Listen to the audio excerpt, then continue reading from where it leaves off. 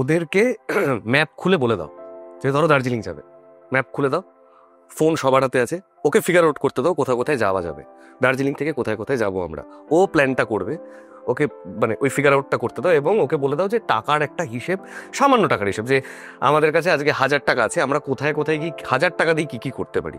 এই প্ল্যানিংটার মধ্যে ওকে ইনভলভ করা শুরু করো ছোট থেকে, যাতে ও দুটো জিনিসকে একসাথে মাথার মধ্যে প্রসেস করতে করতে পারে। ঠিক ঠিক।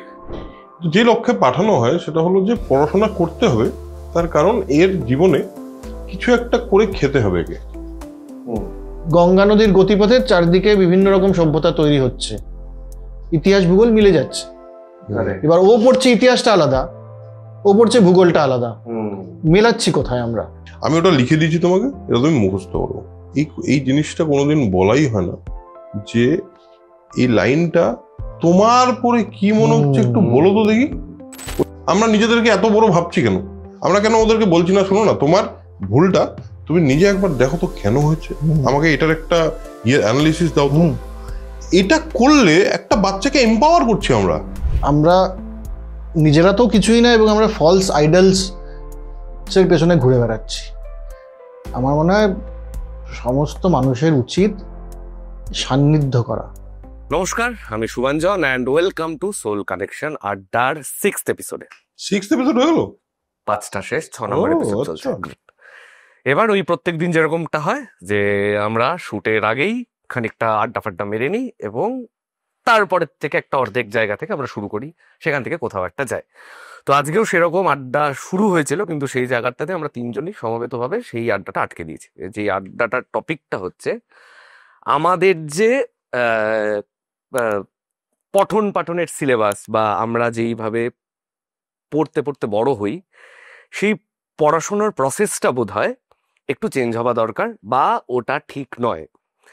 সেখান থেকে বিভিন্ন মানে আরেকটু যদি খোলাখুলিভাবে বলি যে ক্লাস 1 থেকে 10 অবধি বা 12 অবধি আমরা যেরকম টাইপের সিলেবাসের মধ্যে দিয়ে যাই, সেইটা আমাদেরকে ঠিকঠাক শিক্ষাটা প্রোভাইড করে না, যেটা আমাদের বিগার লাইফে দরকার পড়তে পারে। এবার এইসব ভাবতে ভাবতে একটা ঘটনা রিসেন্টলি ঘটেছে। কেরালার একজন ভদ্রমহিলা, আমার নামটা মনে নেই, তিনি যেটা করেছেন, তিনি একদম একটা মোক্ষম ডিসিশন নিয়েছেন যে উনি ওনার যে বাচ্চা তাকে স্কুলে পড়াবেন না, মানে 1 থেকে 12 স্কুলে পড়বে না।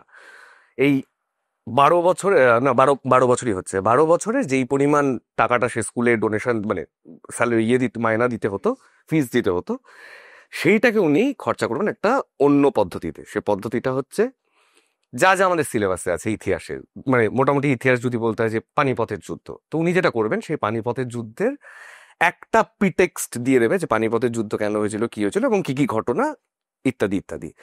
এরপর এই টাকাটা ইনভেস্ট করবে হচ্ছে বাচ্চাটাকে নিয়ে সোজা পানিপথের কাছাকাছি চলে যাবে এবং পানিপথে গিয়ে ওইখানটাকে ফিল করাবে যে এইখানে এই ঘটনা ঘটতে পারে, এইখানে হয়তো যুদ্ধটা হয়েছিল এবং আরো যা যা কিছু হয়। এইভাবে উনি ভূগোল পড়াবেন, অঙ্ক, বিজ্ঞান, সমস্ত কিছুই ঘুরতে ঘুরতে ভারত ভ্রমণের মাধ্যমে এই বাচ্চাটাকে শেখাবে 12 বছরের জন্য, ক্লাস 1 to 12। এবং বাচ্চাটার বেসিক শিক্ষা হওয়া উচিত যেটা, সেটা হচ্ছে মানুষকে চেনার মধ্যে দিয়ে, যে মানুষ কিভাবে বিহেভ করে, ভারতবর্ষের মানুষ কিরকম ভাবে আছে, সমস্ত কিছু দেখবার মধ্যে দিয়ে জার্নিটার মাধ্যমে উনি শিক্ষা দিতে চান তার সন্তানকে। এবার এটা ঠিক কি ভুল সেটার বিভিন্ন তো মতামত থাকতেই পারে, কিন্তু ব্যাপারটা হচ্ছে এইটা একটা নতুন পথ ওপেন হলো এবং এইটা নাকি অনেক বাবা মাই করছে, যে এইভাবে পড়াশোনাটার মধ্যে তারপরে যা ডিগ্রি করতে যায় বাচ্চাটা নিজের মতন চুজ করে নিতে পারবে। এবার এখান থেকে আমাদের কথাটা শুরু হয়েছিল যে পঠন পাঠনের সিলেবাস কি চেঞ্জ হওয়া উচিত, আমাদের কি অন্য কোনো ধারায় যাওয়া উচিত কি না, সেখান থেকে আমরা আজকের টপিক স্টার্ট করি। মানে একটা জিনিস যে এইটাকে এইটাতে তোমরা কি মনে করি, কি মনে করছো যে এইটা একটু প্রথম কথা একটা জিনিস মনে করি, এই বিশ্বাসটা অনেকেই বলতে পারে আপনি কে মনে করার, এটা আমি একজন থিঙ্কার, আমার ভাবনা আমার কাজ। ভাবতে ভাবতে আমি আমার জীবনে যতটা বড় হয়েছি, আমার পার্সোনাল এক্সপিরিয়েন্স বলে যে আমাকে যেভাবে পড়ানো হচ্ছে সেটা আমি খুশি নই, এবং এই মুহূর্তে যেভাবে পড়ানো হচ্ছে মানুষকে তাতেও আমার মনে হয় সেটা ভুল, সেটা ঠিক নয়। আর এই পৃথিবীটাকে যখন আমরা শেখা শুরু করি বা জানা শুরু করি, তখন আমাদের কি জন্য পড়ানো হয় বা কি কারণটা কি পড়ানোর, আমাদের যে স্কুলে ভর্তি করা হয় তার কারণটা কি। এই ছেলে মেয়ে বা ছেলে বা মেয়ে যেই হোক, সে পৃথিবীটাকে চিনবে, শিক্ষার মাধ্যমে তার শিক্ষা হবে এবং সেটা পৃথিবীটাকে চিনবে এবং দারুণভাবে বাঁচবে। এটা তো অ্যাকচুয়ালি লক্ষ্য হওয়া উচিত। যে লক্ষ্যে পাঠানো হয় সেটা হলো যে পড়াশোনা করতে হবে, তার কারণ এর জীবনে কিছু একটা করে খেতে হবে একে। এটা মানে হলো গোড়ায় গলদ এখানেই হয়ে গেল।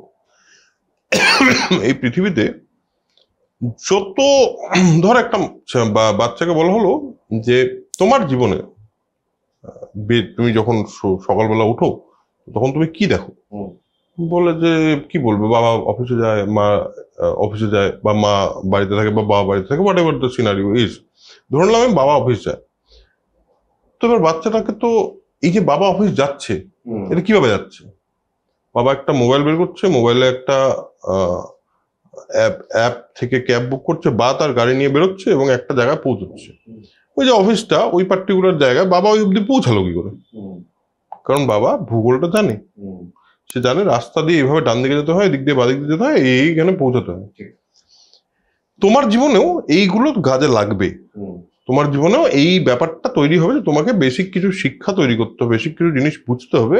তার কারণ তুমি না হলে তোমার যখন পড়াশোনা শেষ হয়ে যাবে, এটা তোমাকে প্রথমে বুঝে নিতে হবে যে তুমি প্রত্যেকটা মুহূর্তেই প্রোটেক্টেড এনভায়রনমেন্টে থাকবে না। এই কথাটা কেউ বলছে না, এই কথাটা কেউ বলছে না বাচ্চাদের যে তুমি সারা জীবন এই যে পার্টিকুলার এনভায়রনমেন্টটা দেখছো, আমি বাবা তোমাকে সবসময়, মা বাবা ফ্যামিলি বা বন্ধু মানে যাই হোক ফ্যামিলি ফ্রেন্ড, তারা তোমাকে সবসময় প্রোটেক্ট করে রাখছে। এই পৃথিবীটা কিন্তু তোমাকে একটা পয়েন্টে একাই ফেস করতে হবে, এবং সেই ফেস করার জন্য তোমার জীবনের যা যা শিক্ষা দরকার, তার মধ্যে খুব গুরুত্বপূর্ণ একটা শিক্ষা হলো, যে শিক্ষাটা দেওয়া হয় না, সেটা হলো কিভাবে একটা মানুষ ভাববে। ঠিক আছে, মানে আমি যদি বলি যে বেসিক্যালি দর্শনের খুব বেসিক ব্যাপার, দর্শন কি শেখায়, সঠিক প্রশ্ন করতে। আর বাচ্চাদের কি শেখায়, যে যা পড়ানো হচ্ছে সেটা পড়ো, প্রশ্ন এলে ঠিক আছে, প্রশ্ন কিছু জায়গায় প্রশ্ন করতে অ্যালাউ করে, উত্তর দিলে প্রশ্ন হলে উত্তর দিলে নাম্বার পাওয়া যায়, প্রশ্ন করলে তো নাম্বার পাওয়া যায় না, তাই না? তো তার পুরো ব্যাপারটা হয়ে যায় কি, এই পুরো সিস্টেমটার মধ্যে প্রবলেমটা হলো যে পুরোটা রেজাল্ট ওরিয়েন্টেড একটা মিডিয়াম। একটা মানুষ একটা কাজ করছে একটা রেজাল্ট নিয়ে আসার জন্য। বেসিক্যালি যদি আমাদের দেশের কথা বলতে হয়, আমাদের দর্শন ঠিকের উল্টা কথা বলে, কর্মসিদ্ধান্ত ঠিকের উল্টো কথা বলে, যে রেজাল্টের জন্য কাজই করো না, তুমি কাজটা করো মন দিয়ে। এটা শেখানো হচ্ছে না যে পড়াশোনাটা করতে হবে মন দিয়ে, রেজাল্টটা নিয়ে তুমি ভেবো না। এটা কেউ বলে? বাচ্চার বাবা মা কি বলে? রেজাল্ট ভালো করতে হবে।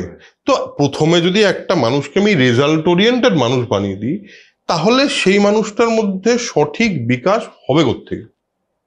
সেই মানুষটাকে কেন আমি এনজয় করতে দিচ্ছি না পড়াশোনাটাকে? কেন আমি মানুষটাকে, বাচ্চাটাকে বলছি না যে তুমি কিন্তু এটা ভাবো যে তুমি কিন্তু এই যে পড়াশোনা করছো তুমি এনজয় করো, তুমি প্রচন্ড এনজয় করে পড়ো, তাহলেই তোমার জীবনে পরবর্তীতে যে জীবনটা তুমি বাস্তব জীবনটায় গিয়ে দেখবে সারা পৃথিবীটা একটা অন্যরকম পৃথিবী, তখন তোমার চলতে সুবিধা হবে। আর সবচেয়ে বড় কথা, এটা আমি আগেও বলেছি, এর আগেও একটা ইয়েতে বলছি, হারতে শেখানো হচ্ছে না তো, যে তুমি ফেল করতে পারো, রেজাল্ট ভালো করতেই হবে। আর ফেল করলে কি হবে? প্রচন্ড মার, প্রচন্ড বকা, প্রচন্ড ঝামেলা ঝঞ্ঝাট বাড়িতে, এবং বারবার ফেল করতে ভয় পাবে। তো এটা করতে গেলে কি করে হবে? ইভেন আর একটা, ওটা এটা শুনছিলাম তোমার শিবাজি বলে যে ভদ্রলোক, এক্সপ্লোরার শিবাজি, তার পডকাস্টে শুনছিলাম, খুবই ভালো লাগলো। সেটা হচ্ছে উনি বলছেন যে বাচ্চাদেরকে কোথাও ফ্যামিলি ট্যুর তো অনেক জায়গায় হয়, ছোট মানে খুবই আর কি মোটামুটি একটু সেন্স হয়েছে 3-4 পরে এরকম টাইপের, ওদেরকে ম্যাপ খুলে বলে দাও যে ধরো দার্জিলিং যাবে, ম্যাপ খুলে দাও, ফোন সবার হাতে আছে, ওকে ফিগার আউট করতে দাও কোথায় কোথায় যাওয়া যাবে, দার্জিলিং থেকে কোথায় কোথায় যাবো আমরা, ও প্ল্যানটা করবে, ওকে মানে ওই ফিগার আউটটা করতে দাও, এবং ওকে বলে দাও যে টাকার একটা হিসেব, সামান্য টাকার হিসেব, যে আমাদের কাছে আজকে 1000 টাকা আছে, আমরা কোথায় কোথায় গিয়ে 1000 টাকা দিয়ে কি কি করতে পারি। এই প্ল্যানিংটার মধ্যে ওকে ইনভলভ করা শুরু করো ছোট থেকে, যাতে ও দুটো জিনিসকে একসাথে মাথার মধ্যে প্রসেস করতে করতে। ঠিক ঠিক ঠিক খুব ইন্টারেস্টিং লাগলো ব্যাপারটা, যে সত্যি এগুলো মানে আমরা কোনো করিনি, বাট এখন করলে মানে এখন ভাবলে বেটার লাগছে, হ্যাঁ তখন থেকেই যদি এটা হতো আর কি। দেখ আমার মানে অবশ্যই এটার একটা যে শিক্ষা কেন দেয়া হয় সেখানে একটা কিউরিওসিটির জায়গা তৈরি হওয়া উচিত। হ্যাঁ, এবং শিক্ষার আসল উদ্দেশ্য কি, এই আলোচনাটা তো একটা রেলেভেন্স আছে, এটা নিয়ে আমি অস্বীকার করছি না, কিন্তু একটা ব্যবহারিক দিক আছে, যে ব্যবহারিক দিকটা আমাদের যে পঠন পাঠনের ধরন তাতে নষ্ট হয়। সেটা কি, যে আমরা চাইছি কি, বেসিক্যালি একটা ছেলে বা মেয়ে বাচ্চাকে আমরা পড়াশোনা করিয়ে কি চাইছি, ধরা যাক সফল মানুষ হোক, সুখী হোক কিনা সেটা তো ওই জায়গা থেকে বলছি যে শিক্ষার উদ্দেশ্য হচ্ছে মানুষকে শান্তি এবং সুখে নিয়ে আসা। কিন্তু আমি বলছি যে সবার হয়তো মনে হচ্ছে যে আরে বাবা না, অর্থনৈতিক এটাও তো দরকার, সফল হোক। তো সফল হতে গেলে পরে সফল মানুষদের সাফল্যের পেছনে কি কি আছে, একটা হচ্ছে নতুন কিছু উদ্ভাবন করতে হবে তাকে, এবং তাকে কনফিডেন্ট হতে হবে, এই তো। এবার আমার পঠন পাঠনে ক্লাস 1 থেকে এই দুটো জিনিসকে মেরে ফেলা হচ্ছে, কারণ ওইখানে যেটুকু আছে সেটুকুই সত্য, তার বাইরে অন্য কিছু আর নেই,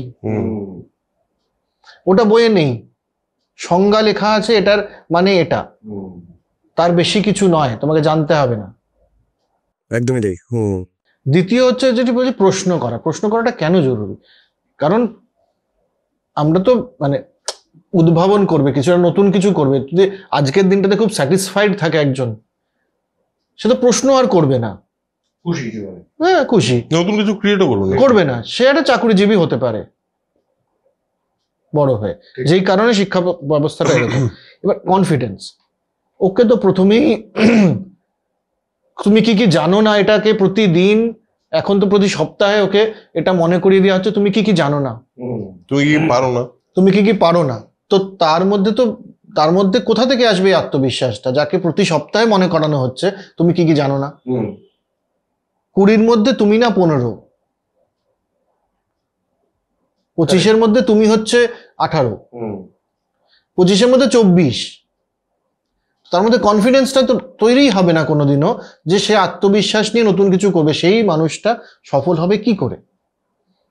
একটা র্যাঙ্কিং সিস্টেমের সময় ফেলে দেবো, হ্যাঁ, একটা র্যাঙ্কিং সিস্টেমে সবসময় ফেলে দেবো। হ্যাঁ, তো সবসময় হচ্ছে আমি ভুল যেন না করি, আমি যেন ভুল না করি, হ্যাঁ, আমাকে সবাই দেখছে, আমাকে সবাই জাজ করছে প্রতি মুহূর্তে। এখন বাচ্চাদের মনে হচ্ছে, এখন তো প্রতি সপ্তাহে পরীক্ষা হয়, কি ইউনিট টেস্ট, ব্লক টেস্ট ইত্যাদি বিভিন্ন রকম টেস্টের নাম দিয়ে প্রতি সপ্তাহে মনে করাচ্ছে, স্কুল থেকে মনে করাচ্ছে, টিচাররা মনে করাচ্ছে, বন্ধু বান্ধবরা মনে করাচ্ছে, বাড়িতে আসার পরে বাবা মারা মনে করাচ্ছে তুমি কি কি জানো না দেখো। কোত্থেকে আত্মবিশ্বাস আসবে? আত্মবিশ্বাস না এলেও সফল হবে কি করে? এটা 1 নম্বর। দ্বিতীয় আরেকটা জিনিস, সেটা হচ্ছে তোমাকে খুব কম্পার্টমেন্টালাইজ, এটা ইতিহাস, এখানে ইতিহাস শেষ, এবার এটা ভূগোল শেষ, এখানে এটা অঙ্ক, এটা এখানে বায়োলজি, কম্পার্টমেন্টালাইজড। কিন্তু যে কোনো কিছু বড় করতে গেলে পরে তার মধ্যে একটা যোগসূত্র তাকে খুঁজতেই হবে। সবকিছু যে আসলে একটা জিনিসেরই পার্ট, কোথাও না কোথাও কোনোটা লিঙ্কড। ধর পানিপথের যুদ্ধ, তুই যেটা এক্সাম্পল বলি, পানিপথের যুদ্ধ পানিপথেই কেন হয়েছিল, ঠিক, সেটার একটা জিওগ্রাফিক্যাল কারণ আছে, সেটা ঐতিহাসিক ঘটনা হয়েছিল, কারণ ওই জায়গাটার জিওগ্রাফি, ভারতবর্ষের মানচিত্র, হিমালয়, খাইবার পাস, আফগানিস্তানের ওই সাইডটা দিয়ে ঢোকা হয়ে পানিপথ কেন, এই যে ব্যাপারটা, সিন্ধু সভ্যতা বিলুপ্ত হয়ে যাওয়ার পেছনে নদীর নাব্যতা একটা ইম্পর্টেন্ট বিষয়। হ্যাঁ, গঙ্গা নদীর গতিপথের চারদিকে বিভিন্ন রকম সভ্যতা তৈরি হচ্ছে, ইতিহাস ভূগোল মিলে যাচ্ছে। এবার ও পড়ছে ইতিহাসটা আলাদা, ও পড়ছে ভূগোলটা আলাদা, মেলাচ্ছি কোথায় আমরা, কোথায়? পড়াটা পড়াই থেকে যাচ্ছে। হ্যাঁ, এবার কিউরিওসিটি, যে কৌতূহল ব্যাপারটা একেবারে ন্যাচারাল।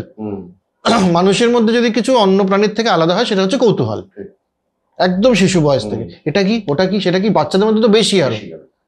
সেই বাচ্চাটা কিছুদিন পরে পড়াশোনা কেন করতে চায় না? প্রতিদিন যখন নতুন চ্যাপ্টার খুলছে, নতুন একটা বিষয় আসছে তার কাছে, তার তো কৌতূহল নিরসন হচ্ছে, কারণ পৃথিবীর নতুন কিছু জানতে পারছে। তাহলে সেই বাচ্চাটা পড়তে কেন চাইবে না? নতুন কিছু জানার আগ্রহ তো মানুষের চিরন্তন, একদমই ঠিক। কেন হচ্ছে না? এটাতে প্রশ্ন করা উচিত। তাহলে নিশ্চয়ই আমরা কৌতূহল নিরসন করে উঠতে পারছি না ঠিক করে। বা তার কৌতূহলটা এমন একটা লেভেলে যে আমরা যতটুকু দিচ্ছি তাকে, তার কৌতূহলটা সব হয়তো সম্পূর্ণ একটা আলাদা জায়গায়, আর সেই কৌতূহলটা নিরসন করার একটা স্পেসিফিক। আমি একটা জিনিসে তোর সঙ্গে দ্বিমত পোষণ করি, সেটা হলো প্রথমত প্রাথমিকভাবে ইতিহাস, ভূগোল, অঙ্ক, বিজ্ঞান এই সমস্ত আলাদা থাকার একটা আমার মনে হয় একটা মানে দরকার আছে। তার কারণ হলো একটা বাচ্চা যখন বড় হয়, সে যখন সাবজেক্ট হিসেবে সেগুলো সব পড়ছে, তার প্রত্যেকটা সাবজেক্টের উপর একটা ইন্টারেস্ট এবং কৌতূহল থাকা উচিত। কিন্তু এই পুরো বিষয়টা এইটা বোঝার জন্য না, আমরা যেখান থেকে বলছি একটা বাচ্চার জায়গা থেকে আমরা কিন্তু সেটা ভাবতে পারতাম না। তো আমার মনে হয় ওইটা একটা প্রসেসের মধ্যে দিয়ে সে পৌঁছাতে পারে, ওইটা একটা প্রসেস। কিন্তু সত্যি তো আসলে একটা পয়েন্ট থেকে সবাই বুঝতে পারবে যে সমস্ত সাবজেক্ট আর সেম। সেখানেই তো শিক্ষকের ভূমিকা। শিক্ষক তো সেখানেই এক করে দিতে পারে এবং তার মতো করে এক করে দিতে পারে। সেখানে তো লিটারেচারের ভূমিকা, সাহিত্যের ভূমিকা। সাহিত্যকে আমরা একটা, ও তো ইংলিশ নিয়ে অতটা না, অত সায়েন্স নিয়ে পড়বে। আরে বাবা, ইংলিশ হোক, বাংলা হোক, যেটাই হোক, ভাষা এবং তার সাহিত্য, সে সাহিত্য পড়লে গল্প, আমি বলছি অন্য কিছু নয়, গল্প পড়লে তো অনেক কিছু মিলছে। মানুষ চিনতে শিখছে, একটা পরিপ্রেক্ষিত বুঝতে শিখছে, নতুন কিছু তৈরি হচ্ছে সেটার একটা আনন্দ পাচ্ছে, একটা ভিজুয়ালাইজেশন পাচ্ছে, যে লেখা শব্দের থেকে আমার ভিজুয়ালাইজেশন হচ্ছে একটা।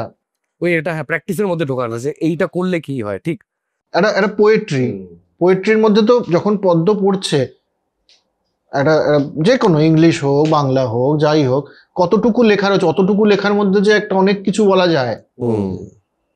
যেটা পড়ছি তার মাঝখানেও যে অনেক কিছু বলা হয়েছে, বলা যেতে পারে।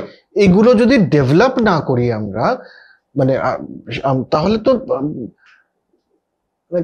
কেরানি সংকুল ছাড়া, কেরানি বলছি যে আমি নিজেকেও কেরানি ধরেই বলছি। সেখানে আমি বলছি যে সারাদিন সকাল থেকে আমি 10টা থেকে 5টা কাজ করলাম, চলে এলাম বাড়িতে, খেয়ে দিয়ে ঘুমিয়ে পড়লাম, আবার সকালে উঠে গেলাম। হতেই পারে কারণ ওই কাজটাতে খুব আনন্দ পাচ্ছে, সে পেতেই পারে। কিন্তু সে আনন্দ পাচ্ছে কি, আলটিমেটলি উদ্দেশ্যটা কি, মাসের শেষে মাইনেটা নিয়ে যদি সে দুঃখে থাকে, তাহলে আর করার কি মানে, এত কিছু কি মানে। তুই যেটা বললি যে ধর একটা কবিতা বা একটা সাহিত্যের ইম্পর্টেন্সটা কোথায়, সাহিত্য তো একটা লাইন বিভিন্ন মানুষ বিভিন্নভাবে ইন্টারপ্রেট করে। আমাদের প্রথমেই শিখিয়ে দেওয়া হয় যে কবি কি বলতে চাইছেন, সেটা হলো আমি জানি, এটা আমি জানি, মানে আমি একজন শিক্ষক হিসেবে এটা আমি জানি যে একজন কবি কি বলতে চাইছে, আমি ওটা লিখে দিয়েছি তোমাকে, এটা তুমি মুখস্থ করো। এই জিনিসটা কোনোদিন বলাই হয় না যে এই লাইনটা তোমার পরে কি মনে হচ্ছে একটু বলো তো দেখি। ওই বাচ্চা বয়সে এই প্রশ্নটা কেন করা হয় না? এই প্রশ্নটা যদি যেই কারণে করা হয় না, সেই কারণে এই মানুষটা, এই বাচ্চাটা যখন বড় হয়ে একটা সায়েন্সের বই পড়বে, সায়েন্সের বইতে কি লেখা আছে সেইটা ইন্টারপ্রেট করবে কোথা থেকে ওইটা যে শুধুমাত্র একটা লাইন না, ওটার মধ্যে যে একটা ডিপার আন্ডারস্ট্যান্ডিং আছে, এটা তো সে সাহিত্য থেকে শিখবে। তারপরে গিয়ে সেটাকে ইন্টারপ্রেট করতে শিখবে। পৃথিবীর মানে যারা বড় সায়েন্টিস্ট, তাদের দেখবি, আমি সবসময় বলি যে এমফিল কেন, ডক্টরেট করে যখন পিএইচডি কেন, ফিলোসফি কেন, কারণ এভরিথিং কামস ইন একটা পজিশনে আসে যেখানে আইনস্টাইন আর রবীন্দ্রনাথের দেখা হলে তারা কবিতা নিয়ে বা E=mc² নিয়ে কথা বলে না, তারা জীবন বোধ নিয়ে কথা বলে। এই জীবন বোধটা শেখাবে কে? জীবনটাকে কি করে বুঝতে হয় এটা শেখাবে কে? এটা যখন একটা মানুষকে এই প্রশ্নটা করাই হবে না। দেখ, এই যে প্রেমাশিস বললো ইম্পর্টেন্সের কথা, তুমি 24 নম্বর, বাট ইউ আর ইম্পর্টেন্ট। হ্যাঁ, এটা আমরা ভুলিয়ে দিচ্ছি কেন বাচ্চাদের? তুমি 24 করেছো, তুমি 24 করেছো, তুমি ঠিক করে করতে পারো নি, but you are a important person. তোমার কি মনে হয় একটু শুনি তো। আর এখন যেটা হয়েছে না, বাবা মাদের তো সময় নেই, তো প্রশ্ন করলে হ্যাঁ ছাত্র এসব কথা জিজ্ঞেস করিস না। এইবার এইটা যদি কেউ বাচ্চাদের করে দেয় না, ও শুরু থেকেই তো দমতে শুরু করে। আমি আরেকটা জিনিস 24 বললি বলে আমার মাথা হঠাৎ ক্লিক করলো, সেটা হচ্ছে যে 25-এ ধর একটা বাচ্চা 24 পেয়েছে বা 20 পেয়েছে, আমি ধরলাম 20 পেয়েছে, বাবা মা, শিক্ষক ইত্যাদি, ও 5 নম্বর পায়নি। এটার পেছনে যতটা সময় আমরা দিচ্ছি, যে 20 নম্বরটা পেয়েছে ওটার পেছনে সময় দিচ্ছে না। তার পেছনে কি অতটা সময় দিচ্ছি? যে এটা তো তার জন্যও নতুন। ঠিক। আমি আজকে এখানে দাঁড়িয়ে মনে হচ্ছে আমার মেয়ে 9-এ পড়ে, ওই জিনিসটা তো ও জান না কেন, হুম। কিন্তু ওর কাছে তো ওটা নতুন। কারেক্ট। তো একটা নতুন জিনিস জেনে 25-এর মধ্যে যদি 100 আমি বলি 100 হচ্ছে ওই জিনিসটার নলেজ, তার 80% তো সে জেনে গেছে, হুম। বা সে ঠিক সঠিক করে সেটাকে এক্সপ্লেন করতে পেরেছে। এক্সপ্লেনও করতে, কমিউনিকেটও করতে পারছে। হ্যাঁ। সেলিব্রেট করছি কোথায়? সেই হ্যাঁ। সেই 80 টাকা। বিগার লাইফে কিন্তু এটাই যে আমরা একটা অনেক বড় কিছু চাই কিন্তু সেটা পাই না, ছোট কিছু পাই ওটাতে আনন্দ হ্যাঁ, খুঁজে এবার নিই। সত্যি কথা, এবার ও তো 100, আর সময়টা নষ্ট হচ্ছে কোন 20%ও পায়নি, জানে না। এটা কিন্তু মানে সাইকোলজিক্যালিও হিট করে। এবার এই মানুষটা যখন বড় হবে, আমার শিশু তো আজকে আমার শিশু, কিন্তু কাল তো সে বড় হবে, সে জীবনের শুধুমাত্র না পাওয়াটা নিয়ে বেশি চিন্তা করবে, একদম। কতটুকু আমি পাইনি। একদমই তাই। কারণ এটাই তার কন্ডিশনিং। কতটুকু পেলাম না, কতটুকু পেলাম না। আজকে কন্ডিশনিং নিয়ে কথা হচ্ছিল, এইটাই কন্ডিশনিং যে ধর এই যে তুমি 5 নম্বর পাওনি, প্রথম কথা হলো এই কথাটা গিয়ে কে বলবে ইটস ওকে, ইটস ওকে যে তুমি 5 নম্বর পাওনি, তুমি 20 নম্বর পেয়েছো সেটা তো তোমার জানা আছে। তার সঙ্গে আরেকটা জিনিস বোঝাতে হবে, তাহলে এই 5 নম্বরটা না 7 নম্বরও হতে পারতো, 10 নম্বরও হতে পারতো, আবার তুমি 0ও পেতে পারতে। এবার এটা কেন পাওনি, এই যে যেটা পাওনি সেটা নিয়ে তোমার চিন্তিত হতে হবে না, কিন্তু এটা কি করে তুমি ওই জিনিসটা যেটা জানো না সেটা পাওনি, তো সেটা যদি জানো তোমার একটু সুবিধা হবে। তুমি সেই সুবিধাটা নাও জানার। তুমি একটা অঙ্ক পারোনি, এই অঙ্কটা আমরা একটা এপিসোডে বোধহয় নিয়ে দীপ বোধহয় বলছিল যে আমাদের অ্যানালিটিক্যাল মাইন্ড তৈরি হয় অঙ্ক পড়লে। শুধু কি অঙ্ক করলে? এই অ্যানালিসিসটা করতে কে বলবে যে তুমি তোমার মিস্টেকের অ্যানালিসিস নিজে করো? এটা কেন তাকে দায়িত্ব দেওয়া হচ্ছে না কেন? তাকে আমরা এত বোকা ভাবছি কেন বাচ্চাটাকে? সে তো এই পৃথিবীতে এসছে, কিউরিওসিটি দিয়ে পৃথিবীটাকে জেনেছে, ওই 20 নম্বর পেয়েছে, তো আমরা বোকা ভাবছি কেন ওকে? আমরা নিজেদেরকে এত বড় ভাবছি কেন? আমরা কেন ওদেরকে বলছি না শোনো না তোমার ভুলটা তুমি নিজে একবার দেখো তো কেন হয়েছে, আমাকে এটার একটা অ্যানালিসিস দাও তো। এটা করলে একটা বাচ্চাকে এম্পাওয়ার করছি আমরা। ঠিকই ঠিকই ঠিকই। এবং আমি তোকে একটা এক্সাম্পল দিয়ে, সরি তোকে একটু কাটছি, সেটা হচ্ছে যে এই যে আমি ওইখানে ফিরছি যে কতটুকু জানো সেটাকে করা। একটা ভারতবর্ষেরই একটি বিখ্যাত ইনস্টিটিউট, সায়েন্সের ইনস্টিটিউট সবচেয়ে বড়, যেটা সেখানকার পিএইচডির এন্ট্রান্সের প্রথমে তো একটা লিখিত পরীক্ষা হলো, একটা বেসিক, তারপরে যাদেরকে ইন্টারভিউতে ডাকে, আমি চিনি কয়েকজন আমার সিনিয়র বন্ধু বান্ধব ইত্যাদি গেছেন ওখানে, 2-2.5 ঘন্টা ইন্টারভিউ চলেছে। ইন্টারভিউটা খুব অদ্ভুত। শুরুতেই ওদেরকে বলে যে আচ্ছা তুমি কি নিয়ে কথা বলতে পছন্দ করবে? ধর কেমিস্ট্রি, তুমি কেমিস্ট্রির কোন বিষয়টা নিয়ে কথা বলতে পছন্দ করবে? তোমার সবচেয়ে পছন্দের জায়গা কোনটা, যা পড়ে এসছো তুমি? সে বললো এটা। তারপরে ওটা নিয়ে ওরা প্রশ্ন করছে, আচ্ছা এটা নিয়ে কোন জিনিসটা তোমার ভালো লাগে? এটাতে তুমি, ওরা ডেপথে ঢুকছে এবং ওরা ততক্ষণ অবধি যাচ্ছে যখন গিয়ে তুমি বলছো এর বেশি না আমি আর জানি না। ওরা ওটা জানতে চায় যে তুমি কতটা জানো, তোমার যেটা ফেভারিট সাবজেক্ট, তোমার যেটা সবচেয়ে পছন্দের, সেটাতে তুমি কতটা জানো। একটা পয়েন্টের পরে তো অবভিয়াসলি সে বলবে, পরীক্ষাটা হচ্ছে আন্ডার গ্রাজুয়েটের পরে, বিএসসির পরে ছেলে মেয়েরা গেছে ওখানে, অবভিয়াসলি একটা পয়েন্টের পরে সে বলবে যে আমি আর আমার পড়াতে আমি জানি না। ওটা দিয়ে ওরা মাপে, আচ্ছা এই মেয়েটা বা এই ছেলেটা এতটা জানে ওর নিজের পছন্দের ব্যাপারে, আরেকজন তার নিজের পছন্দের ব্যাপারে আরেকটু বেশি খেটেছে। জানাটাকে সেলিব্রেট করো না, অজানাটাকে সেলিব্রেট করছো কিসের জন্য? অজানাটাকে ভিলিফাই করছো কিসের জন্য? ঠিক ঠিক ঠিক, একদমই। আরেকটা জিনিস এখানেই এর সঙ্গেই অ্যাটাচড, সেটা হলো তুমি তাকে কিরকম মানসিক রিওয়ার্ড দিচ্ছ। মানে সে যদি ফার্স্ট হয়, তুমি তাকে কি এমন রিওয়ার্ড দিচ্ছ যেটাতে তার জ্ঞানকে সেলিব্রেট করা হচ্ছে, নাকি তার অ্যাচিভমেন্টকে সেলিব্রেট করা হচ্ছে এবং বলা হচ্ছে তুমি এইখানেই থাকতে হবে তোমাকে সারা জীবন? এই মুহূর্তে দাঁড়িয়ে যেই জ্ঞানটা তুমি লাভ করেছো, যেই কারণে জ্ঞানটা যেভাবে তুমি এক্সপ্লেন করতে পেরেছো, সেটাকে সেলিব্রেট করছি না তো আমরা, যে তুমি না একটা কিছু জেনেছো। এন্ড এটা না তোমার সারা জীবন, তোমার জার্নিটা শুধু এটাই যে তোমাকে না শুধু জানতেই হবে। ফার্স্ট হওয়া সেকেন্ড হওয়া এগুলো তো তুমি ভালো করেছো, তুমি ফার্স্ট হয়েছো, দ্যাট ইজ ফাইন, বাট তুমি যা জেনেছো এটা কিন্তু খুব একটা বড় জিনিস। ঠিক ঠিক। আর এই ফার্স্ট সেকেন্ডের পেছনে এইভাবে দৌড়ানো, এই নাম্বারের পেছনে 99.87, এখন তো ডাবল ডেসিমেল অব্দি চলে এসছে ব্যাপারটা। হ্যাঁ, যে 99.87 আর 99.89 এর মধ্যে বিরাট ব্যাপার, পার্থক্য আর কি নাকি। হ্যাঁ, এটা তো কি বেঞ্চমার্ক মানুষের মাথায় সেট করছে। আমার না প্রচুর বন্ধু বান্ধব একটুখানি জানে আর কি, যে কথাও বলে, এবং মানে এক অদ্ভুত কন্ট্রাস্টে আর কি। আমাদের মোটামুটি 32-33 যেই বয়সে সন্তান টন্তান হয়ে যাওয়ার কথা মোটামুটি, তারা তো পরিষ্কার বলে দিচ্ছে ভাই আমি পারবো না এটা করতে, কারণ একটা সন্তানকে জন্ম দিলাম, দিয়ে ওই আর কি আয়ার হাতে ছেড়ে দিলাম, আমি তারপরে চাকরি করলাম, আমি এভাবে মানে সন্তানকে অন্তত বড় করতে চাই না, তো আমি চাই না। এবার এই করতে হতে যে জাপানের একটা গল্প শুনছি যে ওখানকার 70% ইউথ জেনারেশন বিয়ে করছে না, বিয়ে করবো না, এবং মানে যারাও বিয়ে করছে তারা বলছে বাচ্চা চাই না, কারণ আমার যা সময় আমার নেই দেওয়ার মতো। এই করতে গিয়ে জাপানের বিভৎস একটা ক্রাইসিস তৈরি হয়েছে, ওরা নতুন মানে ইউথকে বাইরে থেকে বয়স হয়ে গেছে ওদের পুরো সমাজটা। হ্যাঁ, পুরো সমস্যার বয়স হয়ে গেছে, এবং শুধু তাই না, ওরা তো একটা এরকম মাঝখানে একটা এরকম জিনিস শুনেছিলাম যে they are planning to reward people with money. অনেক কিছু দিচ্ছে, বাচ্চাকে বড় করবার দায়িত্ব, তোমাকে টাকা দেওয়া হবে, পেনশন মানে টাকার ওটা ভাতা গোছের মানে তৈরি, মানে তুমি বাচ্চা পৃথিবীতে আনো তাহলে তোমাকে রিওয়ার্ড দেওয়া হবে, ভাব তুই এরকম জায়গায় চলে যাচ্ছিস। আউটসোর্স করছে প্রচন্ড এই থার্ড মানে ভারতবর্ষ, বাংলাদেশ, এই সব জায়গা থেকে।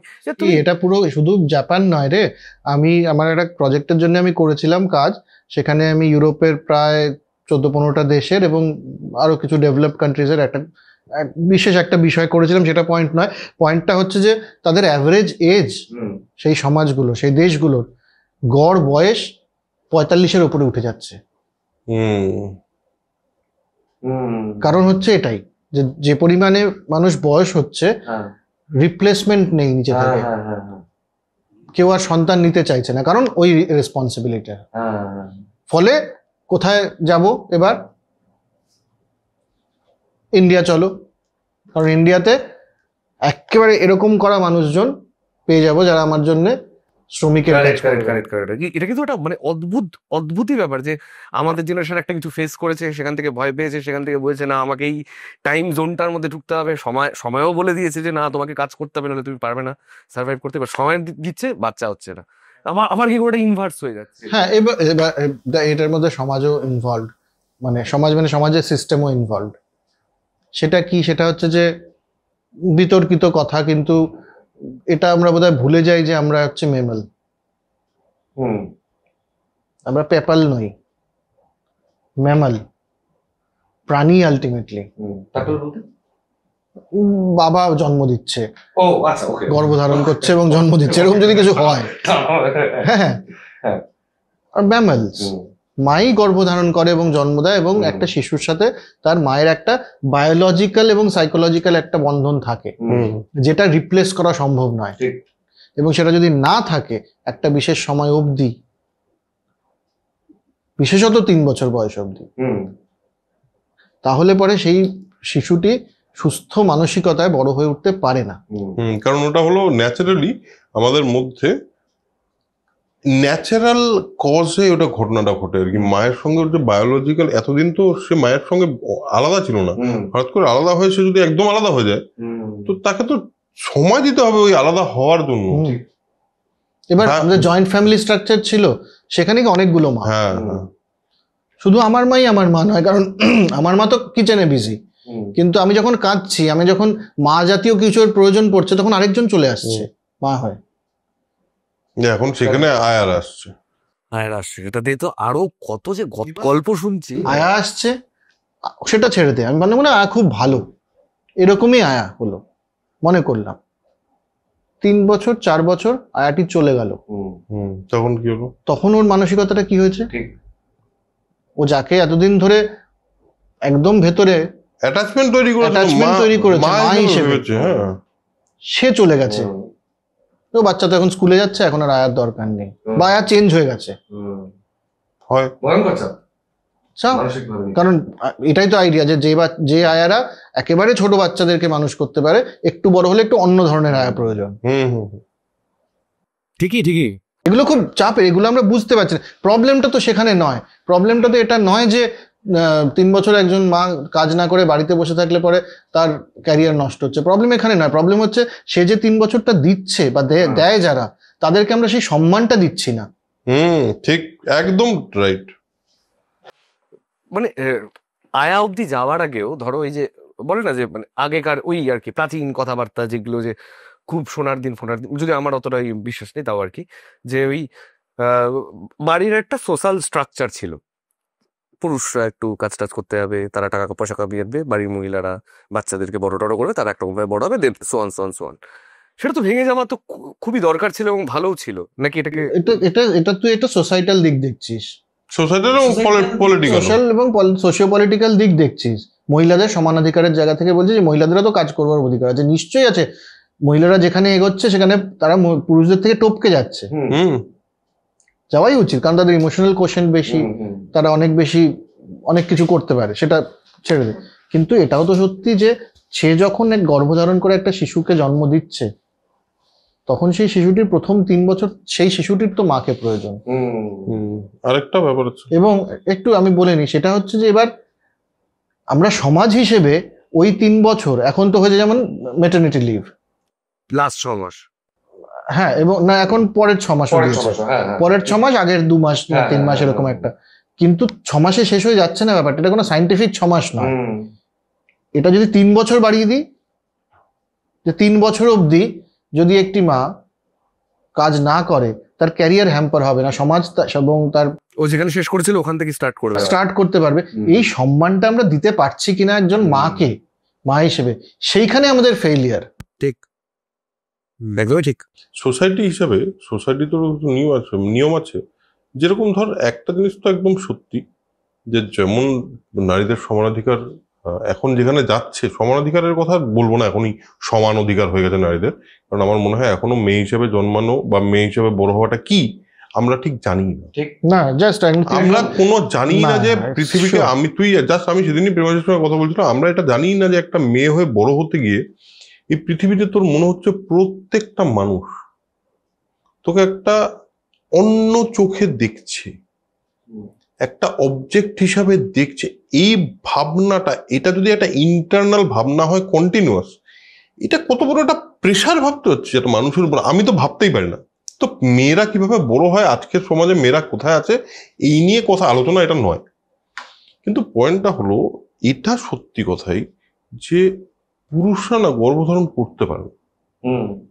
তো এই পৃথিবীটাকে যদি চলতে হয়, পৃথিবীটাকে যদি নতুন সৃষ্টি করতে হয়, তাহলে সেটাও একমাত্র মহিলারাই পারে। এবং যে কারণ আমার জীবনে একটা খুব ইম্পর্টেন্ট কথা আছে, একটা কথা শিখেছিলাম, সেটা হলো একটা মহিলা না নিজের জীবৎকালে নিজের মধ্যে 2টো আত্মা ধারণ করতে পারে, উইচ ইজ ভেরি, মানে আমি বাইরে থেকে ভাবতে গেলে খুব উইয়ার্ড লাগে ব্যাপারটা, কারণ আমরা একটাই কনসিয়াসনেস, মহিলা সেইখানে আরেকটা কনসিয়াসনেস তৈরি করছে। তো it is a huge thing to do না, মানে এটা অন্যই একটা ব্যাপার। এবার ঘটনা হলো ওই প্রেমাসী যেটা বললো সেখানেই এবার ফিরতে হবেই, যে সোসাইটি যেরকম স্ট্রাকচারে চলে, কর্পোরেট যেরকম স্ট্রাকচারে চলে, সেই স্ট্রাকচারটা এত একটা পুরুষতান্ত্রিক স্ট্রাকচার, যে সেখানে একটা মহিলাকে এই জায়গাটা দেওয়াই হয় না। তুমি 3 বছর না, মানে তোমার মা হওয়াটাও তোমার জন্য অতটাই ইম্পর্টেন্ট যতটা তোমার আজকে এই রিপোর্টটা সাবমিট করা। মা হওয়াটা আরো অনেক বেশি ইম্পর্টেন্ট সমাজের জন্য, কারণ সমাজে একটা মানুষ বেড়ে উঠবে যে পরবর্তী সমাজটাকে ডিকটেট করবে। এই বাচ্চাটা হলো সবচেয়ে ইম্পর্টেন্ট কাজ এই সমাজের জন্য, কারণ এই বাচ্চাটাই বড় হয়ে সমাজকে রিপ্রেজেন্ট করবে। সেখানে তোমাকে দায়িত্ব দেওয়া হচ্ছে, ঠিক আছে। ঘটনা হলো এই স্ট্রাকচারে এটা বোধহয় এখন সম্ভব না, যতদিন না আস্তে আস্তে আস্তে আস্তে একটা পয়েন্ট হয়তো আসবে যেখানে মহিলাদের এই ব্যাপারটা দেওয়া হবে। তুমি না 2 বছর তুমি মাঝে মাঝে আসো, কাজ করো, নিজের মতো করে কাজ করো, তুমি ম্যানেজ করতে পারলে করে ফেলো। ওই হিউজ প্রেশারটা না থাকলে, হ্যাঁ প্রেশারটা মানে ওই যে 3 বছর ধরো বসেও থাকার কথা বলছো, যে বসে থাকলেও মেন্টালি তো একটা চাপ যে আমার কলিগরা কোথায় একদম বেরিয়ে যাচ্ছে। তুই বললি বলে মানে সে তো অনেক জায়গায় হয়েছেও এটা, যে হ্যাঁ একেবারে ছোট বাচ্চাকে নিয়ে 2 বছর 3 বছর অব্দি টডলার্সদের নিয়েও সে অফিস করতে পারছে, সেখানে তার টডলার রুম রয়েছে, ধরো আয়া আছে কিন্তু আয়া সহ বা এমনি বাচ্চা ওখানে খেলাধুলো করছে, মা অফিসে কাজ করতে করতে একটু গিয়ে দেখে আসছে, বাচ্চাটা যখন দরকার হচ্ছে এইটা তৈরি করতে হবে। কিন্তু প্র্যাকটিক্যালি কি এটা সম্ভব? ধরো একটা বাচ্চা হয়ে গেলে তুমি ধরো তোমার 100% যদি মাথা থাকে যে তুমি এখন 100% দিয়েই ভাবছো যে এবার আমার গ্রোথ কোথায় হতে পারে বা আমি কোথায় ঘুরতে যেতে পারি বা আমার খাওয়া দাওয়া কি, এবার একটা বাচ্চা আসছে মানে তাকে 70-80% মাথা তো তার কাছেই দিতে হবে। কিন্তু তো বাচ্চাটা তো আসে না, আসে না বলতে মানে ধরো বাচ্চা হয়ে গেলে তার বড় করাটা আমি বলছি এটাই, বাচ্চা হয়ে যায় না, তো প্ল্যান করতে হয়। হ্যাঁ মানে ওটাও তো তোমার একটা কাজ। তাহলে রিস্কটা নেবে কি করে? হ্যাঁ, আমি এখানে একটা জিনিস বলি,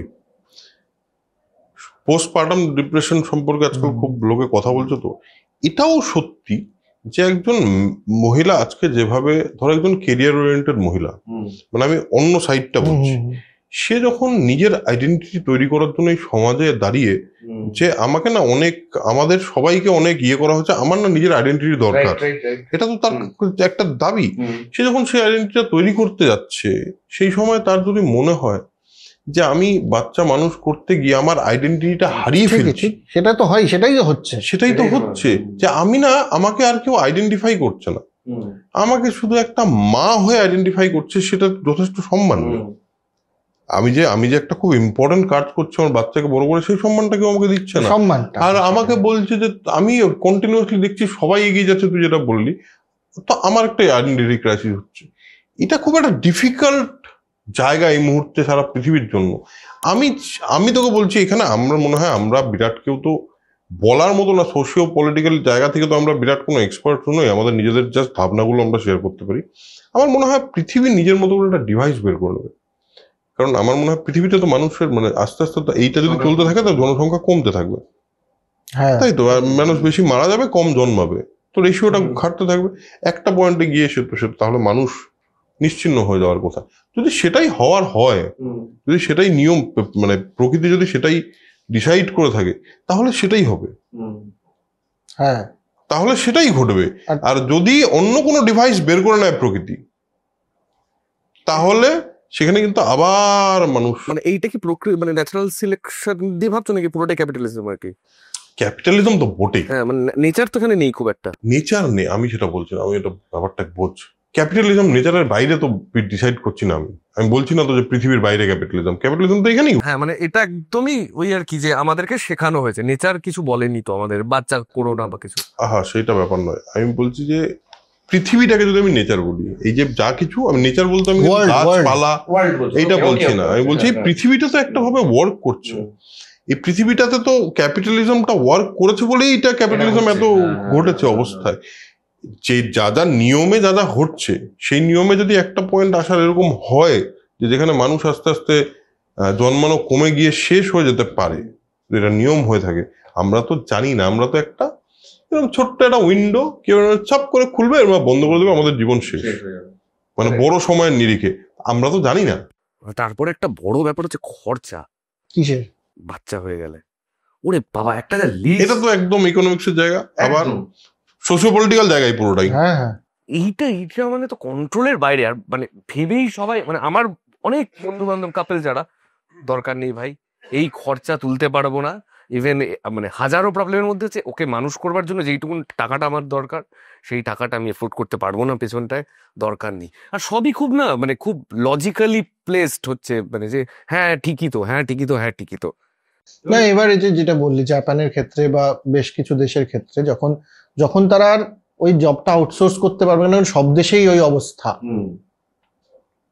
তখন তো ওই একটি বাচ্চা জন্মানো সেই সমাজের পক্ষে খুব সেলিব্রেটরি একটা ব্যাপার, এবং তখন সারা সমাজ মিলে চেষ্টা করবে যাতে ও ঠিক হয়, যাতে ওকে মানুষ করা যায়। সেটার মধ্যে কিন্তু আমি রাশিয়ার সোশ্যালিজমের কথা বলছি না, কারণ ওখানে জনসংখ্যাও বেশি ছিল, আরো ওটা একটা অন্য ফিলোসফি। আমি বলছি যে এই ক্যাপিটালিজমের মধ্যে থেকে ওই একটি রিসোর্স তো বাচ্চাটা, ভবিষ্যৎ তো, এবার সরকার থেকে টাকা দিয়ে জাপানে যেটা হচ্ছে যে এটা ইনসেন্টিভ দেয়া, ওই বাচ্চাগুলোকে সেলিব্রেট করা আরম্ভ হবে। মানে শুধু বাচ্চা না, মা হওয়াটাকেও Motherness, সেলিব্রেট হ্যাঁ, করা হ্যাঁ, হবে। motherhood। মা হওয়াটা যখনই সেলিব্রেট করা হবে তখন তো আর একজন মহিলার আইডেন্টিটি ক্রাইসিস হবে না। সে তো বুঝবে যে মা হওয়াটাও একটা বড় সম্মানের জিনিস। Exactly। এইটা করেও হচ্ছে না, এইটা I know, I know, এটা I know। নিউজটা কিন্তু হচ্ছে একদিন কেউ একটা- কোনো মেডিক্স নিচ্ছে না। হ্যাঁ, এবার পুরোপুরি সিস্টেম চেঞ্জ হয়নি, সময় লাগবে আরো। সময় লাগবে। আরেকটা জিনিস হচ্ছে কি, এই যে এই জিনিসটাও আছে না যে বাচ্চা দরকার নেই বাবা, তো খুব ক্রুয়েল, এটাকে একটা কর্কশ বা খুব নৃশংস মনে হতে পারে, কিন্তু ঘটনাটা এটাই, যারা বাবা মা হয়েছেন তারা জানেন যতক্ষণ বাচ্চা ভূমিষ্ঠ না হয়, মানে একটি বাচ্চাই কিন্তু বাবা এবং মায়ের জন্ম দেয়, তার আগে অবধি কিন্তু তারা বাবা এবং মা নয়। তো বাবা মার ভালোবাসাটা বাচ্চার প্রতি বাচ্চা জন্ম হওয়ার পরেই হয়, আগে হয় না। মায়ের একটা গর্ভধারণের সময় অন্য রকমের ভালোবাসা তৈরি, মানে আমি ভূমিষ্ঠ বলতে আমি জাইগোট লেভেলের ভূমিষ্ঠ বলছি, কনসিভ করার আগে কিন্তু তার প্রতি কোনো ইমোশন নেই। ঠিক। ঠিক আছে, তো এটার তো সমাজের দায়িত্ব, এই জন্য এটা এই জন্য ওদের দায়িত্ব নয় যে আমি কেন লোকে আর সন্তান নিতে চাইছে না, এত নৃশংস কি করে হয়ে গেল। আরে বাবা, সন্তানটা হয়নি তো ওর প্রতি কি ভালোবাসা থাকবে আমার? ঠিক ঠিক ঠিক। গম্ভীর এবং কঠিন আলোচনার মধ্যে গম্ভীর এবং কঠিন আলোচনার মধ্যে ঢুকে গেলাম, একেবারে পেছন দিকে চলে যাচ্ছি। তবে ওই এডুকেশন সিস্টেমে আমার মনে হয় ফিরে যদি আসি, যে একটু খেয়াল রাখা দরকার যে কিভাবে আমাদের শিশুগুলোকে মানুষ করছি। প্রশ্ন করতে, যেমন আমরা একটা খুবই কমন বলি যে আমার মনে হয়েছে প্রথম যখন আমি এই 4-5 বছর আগে প্রথম আমি দর্শন বলে বিষয়টাকে বুঝতে নয়, জানলাম যে দর্শন কি এক্স্যাক্টলি, ফিলোসফি সাবজেক্টটা কি, দর্শন কি মানে সাবজেক্টটা কি। তখন আমার প্রথমেই মনে হলো এমা এটা স্কুলে কেন পড়ানো হয় না, মানে 7-8 বাচ্চাদেরকে কেন দর্শন পড়ানো হয় না? কারণ এটা তো একমাত্র সাবজেক্ট যে সমস্ত কিছুর গণ্ডি ভেঙে প্রশ্ন করতে শেখায়, সঠিক প্রশ্ন করতে সঠিক প্রশ্ন করার পদ্ধতি কি, হ্যাঁ এটাই দর্শন মূলত। ঠিকভাবে প্রশ্নটা কি করে করবে এবং সেটার উত্তরে উপনীত হওয়ার প্রসেসটা কি, এটাই শেখালাম না, বাকি সমস্ত কিছু শেখালাম। কি মানে হলো ফিলোসফি পড়া যাবে না কেন? ফিলোসফি পড়ে তো শুধুমাত্র ফিলোসফির টিচার হবি। হ্যাঁ, আর ফিলোসফিটাকেও তো খুব খাটো নজরে দেখা হয়। হ্যাঁ হ্যাঁ ওই জন্যই, কারণ ওটা ক্যারিয়ার প্রসপেক্ট হচ্ছে ফিলোসফির টিচার হবি। আমি তোকে বলছি, কথাটা বলার মধ্যে কথাটা বলার মধ্যে দুটো জিনিসই, ফিলোসফির প্রতি অপমান হলো এবং শিক্ষক প্রফেশনটারও অপমান হলো। একদমই তাই। আরেকটা একটা ছোট্ট জিনিস, যে ধর একটা মানুষ যে সফল হয়, যে বলছিল সফলতার ইনগ্রিডিয়েন্টের সবচেয়ে বড় ইনগ্রিডিয়েন্ট হলো তখন বিভিন্ন বড় বড় মানে ঈশ্বর তুল্য মানুষদের দেখতে পাওয়া যায়, তাদের সবাই বলে সফলতার একটাই কাজ, সেটা হলো যা করছো সম্পূর্ণ মন দিয়ে করো, তাই তো বললো। পড়াশোনা করতে আমরা শুরু করাচ্ছি কি করে? শোনো, মন দিচ্ছ কিনা সেটা ইম্পর্টেন্ট না, মুখস্থটা করছো তো, মুখস্থ করে তুমি লিখতে পারছো তো, ইয়ের খাতায় গিয়ে মানে পরীক্ষার খাতায় গিয়ে সেটা লিখতে পারছো তো। এইটা যদি ইম্পর্টেন্ট হয় তাহলে পরবর্তীতে গ্রেডসরা যারা বলছে, যারা পৃথিবীতে এত কিছু করে ফেললো গ্রেডস যারা, তো তারা তার মানে কি করে গ্রেড হয়ে গেল? এতটুকুই মানুষ গ্রেড হচ্ছে যারা ওইটুকু বুঝতে পারছে যে মনোযোগ দিয়ে কাজ করতে হবে, তারা তার মানে ওই পড়াশোনার গণ্ডিটা পেরিয়ে ওই পুরো জায়গাটা সমস্ত কিছুর বাইরে এই যে ফিলোসফিকে ঢুকিয়ে নিজের জীবনে একটা পয়েন্ট অব্দি পৌঁছে বুঝতে পারলো যে হ্যাঁ আমার জীবনের সবটা একটা কাজে দেওয়া উচিত, তাহলেই সেই কাজটা আমাকে সব দেবে। আরে গোড়াতে এই কথাটা বোঝাতে কি অসুবিধা যে ভাই তুমি মনোযোগ দাও, তুমি বড় হচ্ছে তুমি মনোযোগ দিয়ে করো, তোমার জীবনে শুধু মনোযোগটাই কাজে লাগবে, তুমি যদি নিষ্ঠা দিয়ে কিছু একটা করো তাহলে সেটাই তোমার কাজে লাগবে। এটা যদি বুঝিয়ে দেয়, ওই প্রেমাজি যেটা বলছিল না, আমিও কালকে এই নিয়েই কথা হচ্ছিল যে কি তারা তো কিউরিয়াস, তারা তো প্রশ্নই করছে, তারা তো জানতেই চায়, বাচ্চাদের মতো কিউরিয়াসিটি তো আমাদের মধ্যে নেই, তারা তো জানতেই চায় রে বাবা। তুমি তাকে বোঝাও, তাদের জানানো দিয়ে তাদের মধ্যে বোঝাও যে জেনে যে আনন্দ হয় সেটা বোঝাও এদের। এবার একটা পরের স্টেপে আসি, সেটা হচ্ছে স্কুল কিরকম হওয়া উচিত, মানে পড়াশোনার বাইরে বলছি, সেটা নিয়ে আজকাল বাবা মাদের মধ্যে একটা তৈরি হয়েছে, বিরাট ডিসকাশন। হ্যাঁ, তুই বল একটা জিনিস অরুণাভ বা শুভাঞ্জন, তুইও বল ভালো স্কুল কাকে বলে?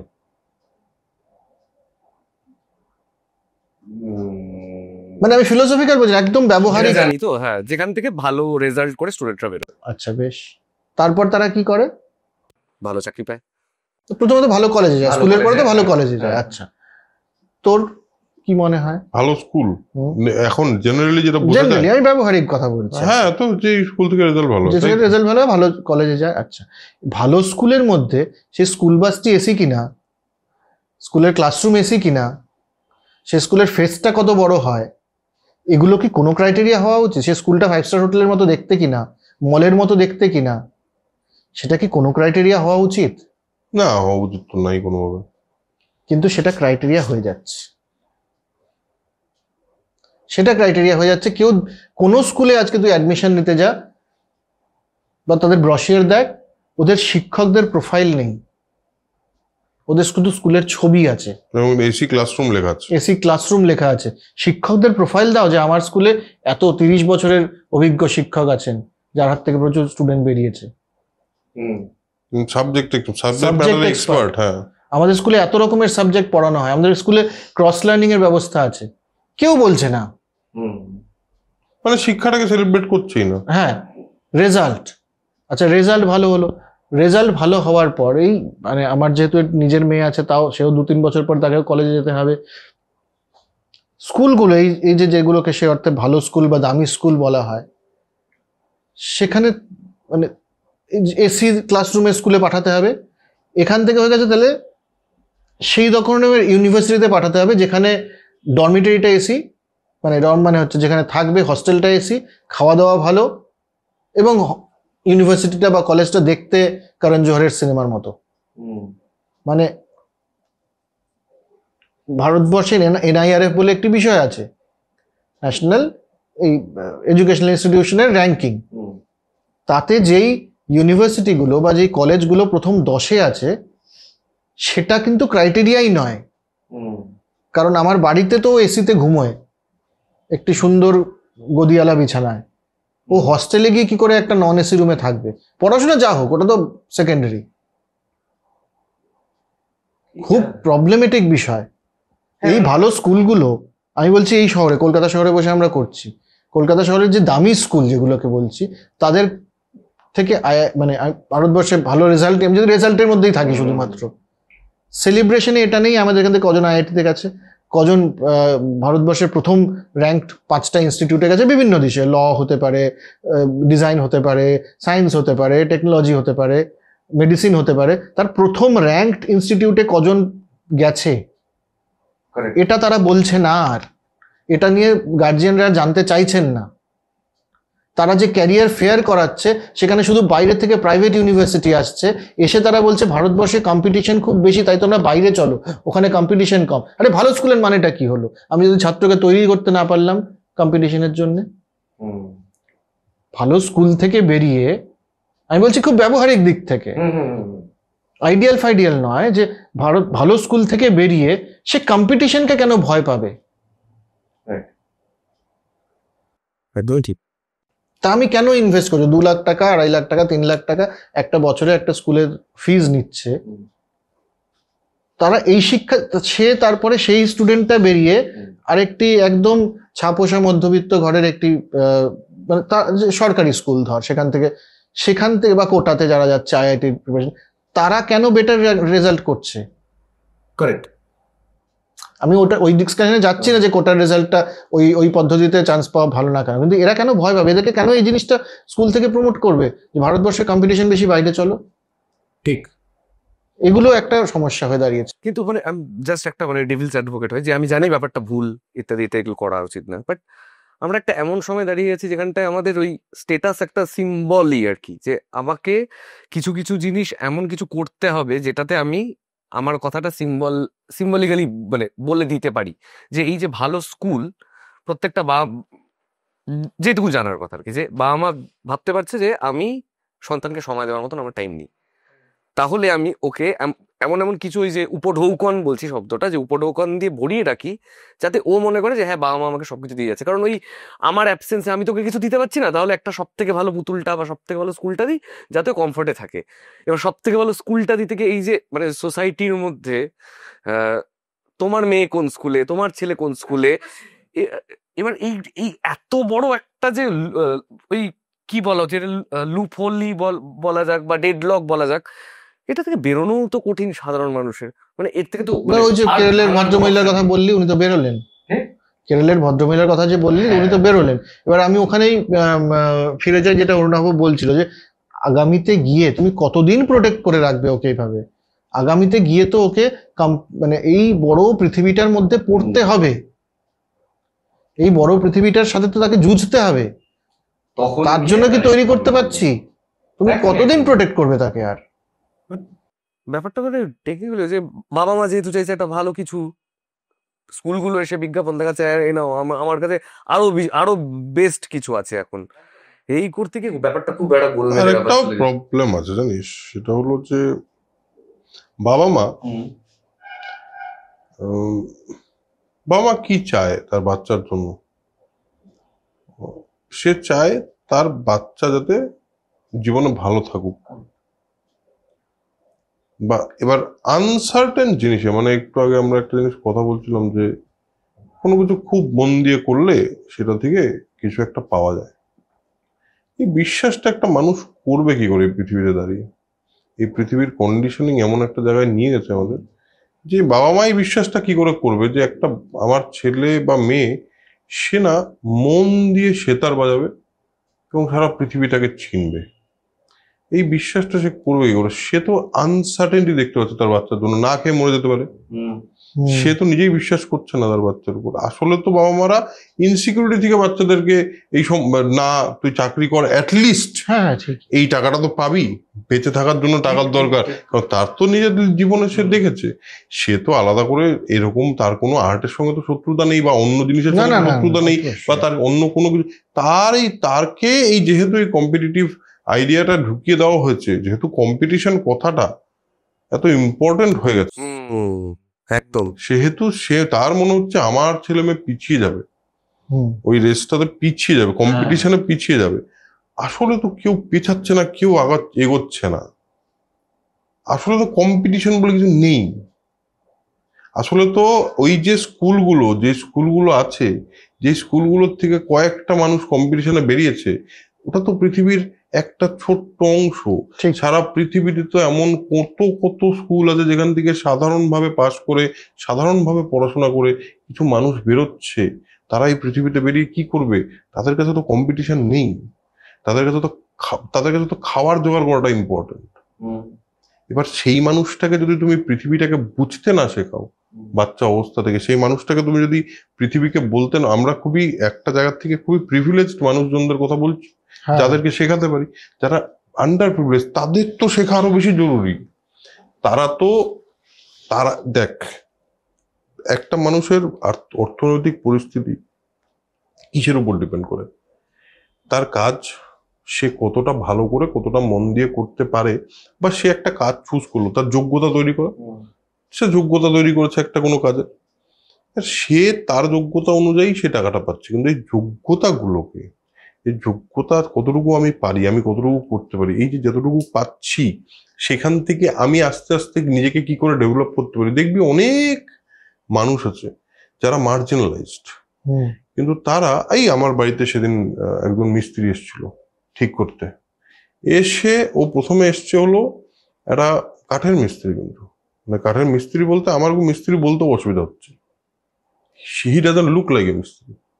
ও যখন এলো একটা বাইক নিয়ে, একটা হাতে একটা হেলমেট নিয়ে ঢুকলো, বললো হ্যাঁ দাদা কোথায় কি প্রবলেম আছে, এবং যখন করে দিয়ে গেলো ব্যাপারটা, সে কোন হ্যান্ডেলটা কিনবে, কোন ছিটকানিটা কিনবে, ঠিক আছে, কোন ছিটকানিটা লাগালে এখানে বেস্ট হবে, একটা কাজ করছি এই পয়েন্টে লাগাচ্ছি তাহলে হাতেও থাকবে, অসুবিধা হবে না, এইসব করে সে যেভাবে পুরোটাকে করলো, আমি জানি যে he is doing better than other মিস্ত্রিস।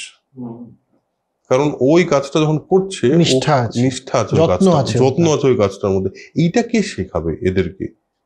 তাহলে তো প্রত্যেকটা মানুষ যে যদি সেই যত্নটা আস্তে আস্তে আস্তে আস্তে আসতে থাকে, তারা তো আস্তে আস্তে আস্তে আস্তে উপরে উঠতে থাকবে না, তারা তো আস্তে আস্তে আস্তে আস্তে এক্সেলেন্সে পৌঁছাবে, ঠিক। পার্টিকুলার তাদের কাছে।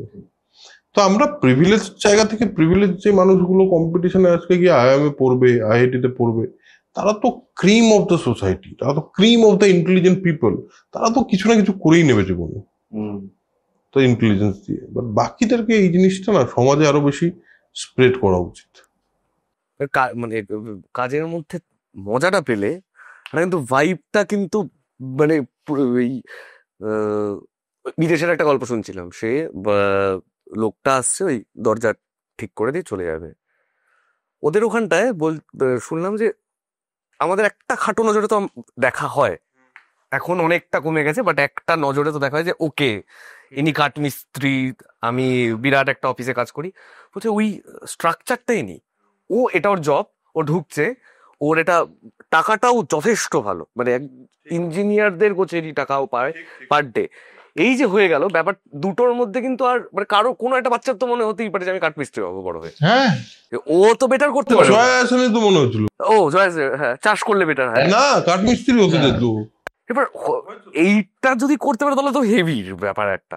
এইটা ভারতবর্ষের মধ্যে আস্তে আস্তে ঢুকে যাবে, ঢুকে যাওয়া উচিত, ঢুকে যাওয়া উচিত। যদি ঢুকে যায়, যেমন আরবান কোম্পানির যে লোকজন যারা কাজ, আমি তোকে বলছি একটা কথা, হেভি মজা লেগেছে। আমার একটা লোক এসছে বাথরুম পরিষ্কার করতে, লোকটা না এসছে, তার তার কথাবার্তা, তার তো আমি বললাম যে তুমি কতদিন ধরে কাজ করো? আমার তো লোকজনকে আসলেই কথা বলতে ইচ্ছে হলো, কতদিন ধরে কাজ করো? বলে স্যার আমি অ্যাকচুয়ালি 5 স্টার একটা হোটেলে বাইরে চাকরি করতাম, ক্লিনিং এরই কাজ ছিল আমার। তো আমি বললাম তারপর? বলে কোভিডে চাকরিটা চলে গেল। তারপর অনেক কিছু ভাবলাম, অনেকে অনেক কথা বললো, এরকমও বললো লোকে যে কি করবি। আমি একটা জিনিস ভাবলাম, আমার তো পরিষ্কার করতে ভালো লাগে, আমার তো বাথরুম পরিষ্কার করে যখন পরিষ্কার হয়ে যায় না, আমার ব্যাপারটা হেভি লাগে। এই পুরোটা করছে কি করতে করতে, লোকটা বলছে কি করতে করতে, আমার কলগুলো এইভাবে সাইন করছে, বলতে বলতে আমি ওইখানে দাঁড়িয়ে আছি, ও সাইন করছে আর আমাকে বলছে। আমার তো খুব পরিষ্কার করতে ভালো লাগে। এই যে আপনার বাথরুমটা এখন একদম চকচক করবে দেখতে, আপনি যখন ঢুকবেন আপনার যে মন খুশি হয়ে যাবে, এটা তোমার ভালো লাগে করতে। আমার মনে হলো লোকে আমাকে মেথর বলতে পারে, কিন্তু আমার এই কাজটা করতে ইচ্ছা যদি করে, আর যদি আমি কাজটা করি, তাহলে আমার কিচ্ছু যায় আসে না কেউ আমাকে কি বললো। একদিন ডিসাইড করে নিলাম আর তারপর থেকে এখন বাথরুম পরিষ্কার করি। কি মজা লাগে, কি ভালো আমি দেখলাম লোকটার নাম্বার নিয়ে রেখেছি আমি। মানে আমার কোনোদিন যদি হয়, আমি লোকটার একটা পডকাস্টও করতে পারি। মানে প্রায় সিদ্ধ পুরুষ লেভেলে নাকি। আরে কি তুই ভাব, ওই পার্টিকুলার কাজটায় আনন্দ পাচ্ছে কি মেডিটেশন লেভেলে ছোট ছোট করে করছে এইটাকে একটু এবং পরিষ্কার করি। নিষ্ঠা, আমি সেদিন একটা সিনেমা দেখলাম, বলছিলাম যেটা সামথিং লর্ড হ্যাজ মেড হ্যাঁ হ্যাঁ হ্যাঁ বলে, সেটাতে গল্পটা হচ্ছে, নামটা ভুলে গেছি, কে ভদ্রলোকের নাম ভুলে যাওয়া উচিত হয়নি, দেখতে পারেন আপনারা।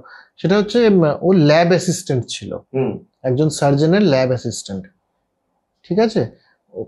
কৃষ্ণাঙ্গ, 60s আমেরিকা, পড়াশোনার সুযোগ পায়নি, গরিব ঘরের ছেলে। ল্যাব অ্যাসিস্ট্যান্ট হতে হতে হতে হতে মানে প্রথম হার্ট সার্জারিটা ওর বানানো। তার আগে হার্ট যে সার্জারি করা যায় এটা মানুষ ভাবতে পারেনি, ভাবতো না, সার্জনরা ভাবতে পারেনি। এবং যেই সার্জনের ল্যাব অ্যাসিস্ট্যান্ট ছিলেন, সেই সার্জন প্রথম করতে গিয়ে ওনার হাত কাঁপছে, এবং এটা পরে আমি রিসার্চ করে দেখলাম ঘটনাটা সত্যি, যে ওনার হাত কাঁপছে, উনি নিজে করতে ভয় পাচ্ছেন। আর তখন উনি বেরিয়ে ওটি থেকে বলছেন যে আমার ল্যাব অ্যাসিস্ট্যান্টকে ডাকো। ল্যাব অ্যাসিস্ট্যান্টকে একটা টুলের ওপর করে, ছোট টুলের ওপর করে ওর পেছনে দাঁড়িয়ে থাকতো। ল্যাব অ্যাসিস্ট্যান্ট বলতো কি করতে হবে, এবং উনি সেটা করতেন। সেই করে হার্ট সার্জারি। সেই ল্যাব অ্যাসিস্ট্যান্টের পরে উনি মানে জন হপকিন্স মেডিকেল কলেজ, সেখানে যে বড় বড় মানে যারা দিকপাল এই জগতের মেডিকেল ফিল্ডে, তার মধ্যে ওনার ছবি রয়েছে। ল্যাব অ্যাসিস্ট্যান্ট, ওর কাজটার মধ্যে নিষ্ঠাটা ছিল, এবং অর্থ কষ্টের জন্য কোনোদিনও মেডিকেল পড়াটা পড়ে উঠতে পারেনি। যে সমস্ত কাজের মধ্যে থেকে 6 বছর বাদ দিয়ে আমি মানে 5 বছর 6 বছর বা 10 বছর আমি পড়বো শুধু, এই ফুরসতটা হয়নি ওর, কিন্তু ওর কাজটা করেছে, প্রথম হার্ট সার্জারি। এটাই তো ব্যাপার, নিষ্ঠা বিষয়টা না। আচ্ছা, এই কথাটায় ঢোকার আগে একটা ছোট্ট কনটেক্সট দেওয়া প্রয়োজন। সেটা হচ্ছে পরপর দুদিন অরুণবদা পডকাস্ট করেছে দুজন অভূতপূর্ব লোককে। প্রথমটা বলতে পারবো না, ওটা আসবে, আসলেই আপনারা দেখতে পারবেন।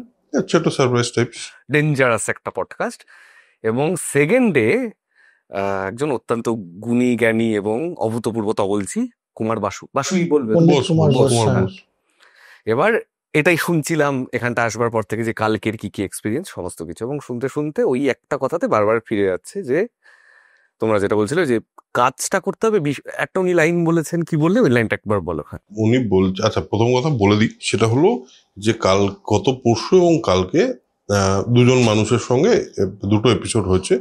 একজন মানুষ সত্যি বেশ বড় একজন নামকরা মানুষ, মানে প্রচন্ড পপুলার একজন মানুষ বাংলার, তার সঙ্গে একটা এপিসোড করেছি। কিন্তু তার পরের মানুষটি হলেন এমন একজন মানুষ যার আমি পার্সোনালি গুণমুগ্ধ বললেও বোধহয় ভুল বলা হবে, প্রেমাশিস আরো বেশি বোধহয় আমার থেকে, গুণমুগ্ধ বললেও বোধহয় কম বলা হবে। আমি এবং প্রেমাশিস বোধহয় ওনার আর্টের যে পাওয়ার সেটাতে মোটামুটি মুড়িয়ে রাখেন না কিছু মানুষ। উনি এরকম একজন লেজেন্ডারি মানুষ, তিনি হলেন কুমার বোস। কুমার বোস যখন স্টেজে ওঠেন তখন না সিটে একটু এইভাবে বসতে হয়, এইবার বোধহয় কিছু অন্য কিছু হবে।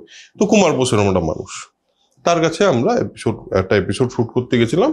এবং আমি বলছি আমি কোথা থেকে ওনাকে দেখি, যে উনি যখন বললেন তাহলে চেয়ারে বসে করি, আমি বলছি সরি আমি পারবো না, আপনি আমার থেকে আমার সমান জায়গায় থাকলে আমি এতটা ধৃষ্টতা আমি করতে পারবো না। আমি নিচে বসে ওনার পায়ের কাছে বসে অ্যাজ ইফ মানে গুরুর পায়ের কাছ থেকে বসে যতটুকু নেওয়ার সেটা নেওয়ার চেষ্টা করেছি। তো তিনি অনেক কথা বলেছেন, অনেক কথা বলেছেন। তার মধ্যে কয়েকটা কথা আমার এবং প্রেমাশিসের কোথাও ভেতরে একটা মনে হচ্ছে এত ইজি করে বলে দিল একটা লোক। তিনি একটা কথা বলেছেন যে ধরো তুমি তোমার শিল্প চর্চা পৃথিবীর যে কোনো প্রান্তে বসে করো, তুমি যদি সম্পূর্ণ মনোযোগ দিয়ে সেটা করতে পারো তাহলে পৃথিবীর কাছে সেটা পৌঁছে যাবে কোনো না কোনো ভাবে। নিষ্ঠাটা এই লেভেলে যদি থাকে, তার জন্য একটা গল্প বলেছেন, সেই গল্পটা যদিও পডকাস্টে অনেকেই শুনতে পাবেন। গল্পটা বলেছে যে রাধা পারাপার করার জন্য পারে এসছে, শ্রীকৃষ্ণ মাঝি রূপে দাঁড়িয়ে আছে। তো গল্পটা পুরো বলছি না, ওনার কাছ থেকে শোনার মজাটা থাকবে। কিন্তু উনি বলেছেন যে কৃষ্ণ নাকি রাধার কাছ থেকে 16 আনাই চেয়েছে, যা রাধার কাছে ছিল। আচ্ছা, একটুও যাতে না রাখে ওর কাছে, পুরোটা দিয়ে দিতে বলেছে, না হলে পার করা যাবে না। তো ব্যাপারটা হলো সম্পূর্ণটা না দিয়ে দিলে তুমি পার হতে পারো না, আর যদি তুমি সম্পূর্ণটা দিয়ে দাও তাহলে এই পৃথিবীর যে কোনো জায়গায় নাকি তুমি পৌঁছে যাবে। এটা তিনি বললেন। আমি শুনে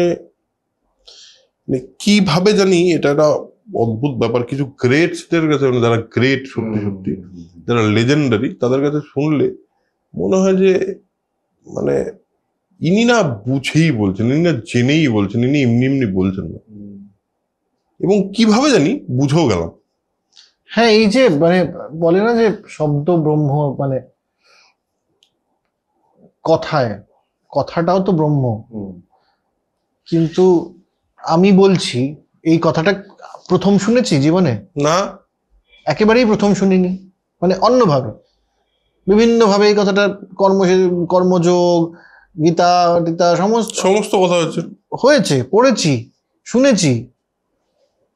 কিন্তু যখন উনি বলছেন সামনে থেকে, যখন শুনছি, তখন কথাটা ক্লিয়ারও হচ্ছে এবং অনেক বিস্তার করে বলছেন না, এটুকুই বলছেন, তখন ব্যাপারটা ক্লিয়ারও হচ্ছে এবং কথাটার অন্য মানেও দাঁড়াচ্ছে।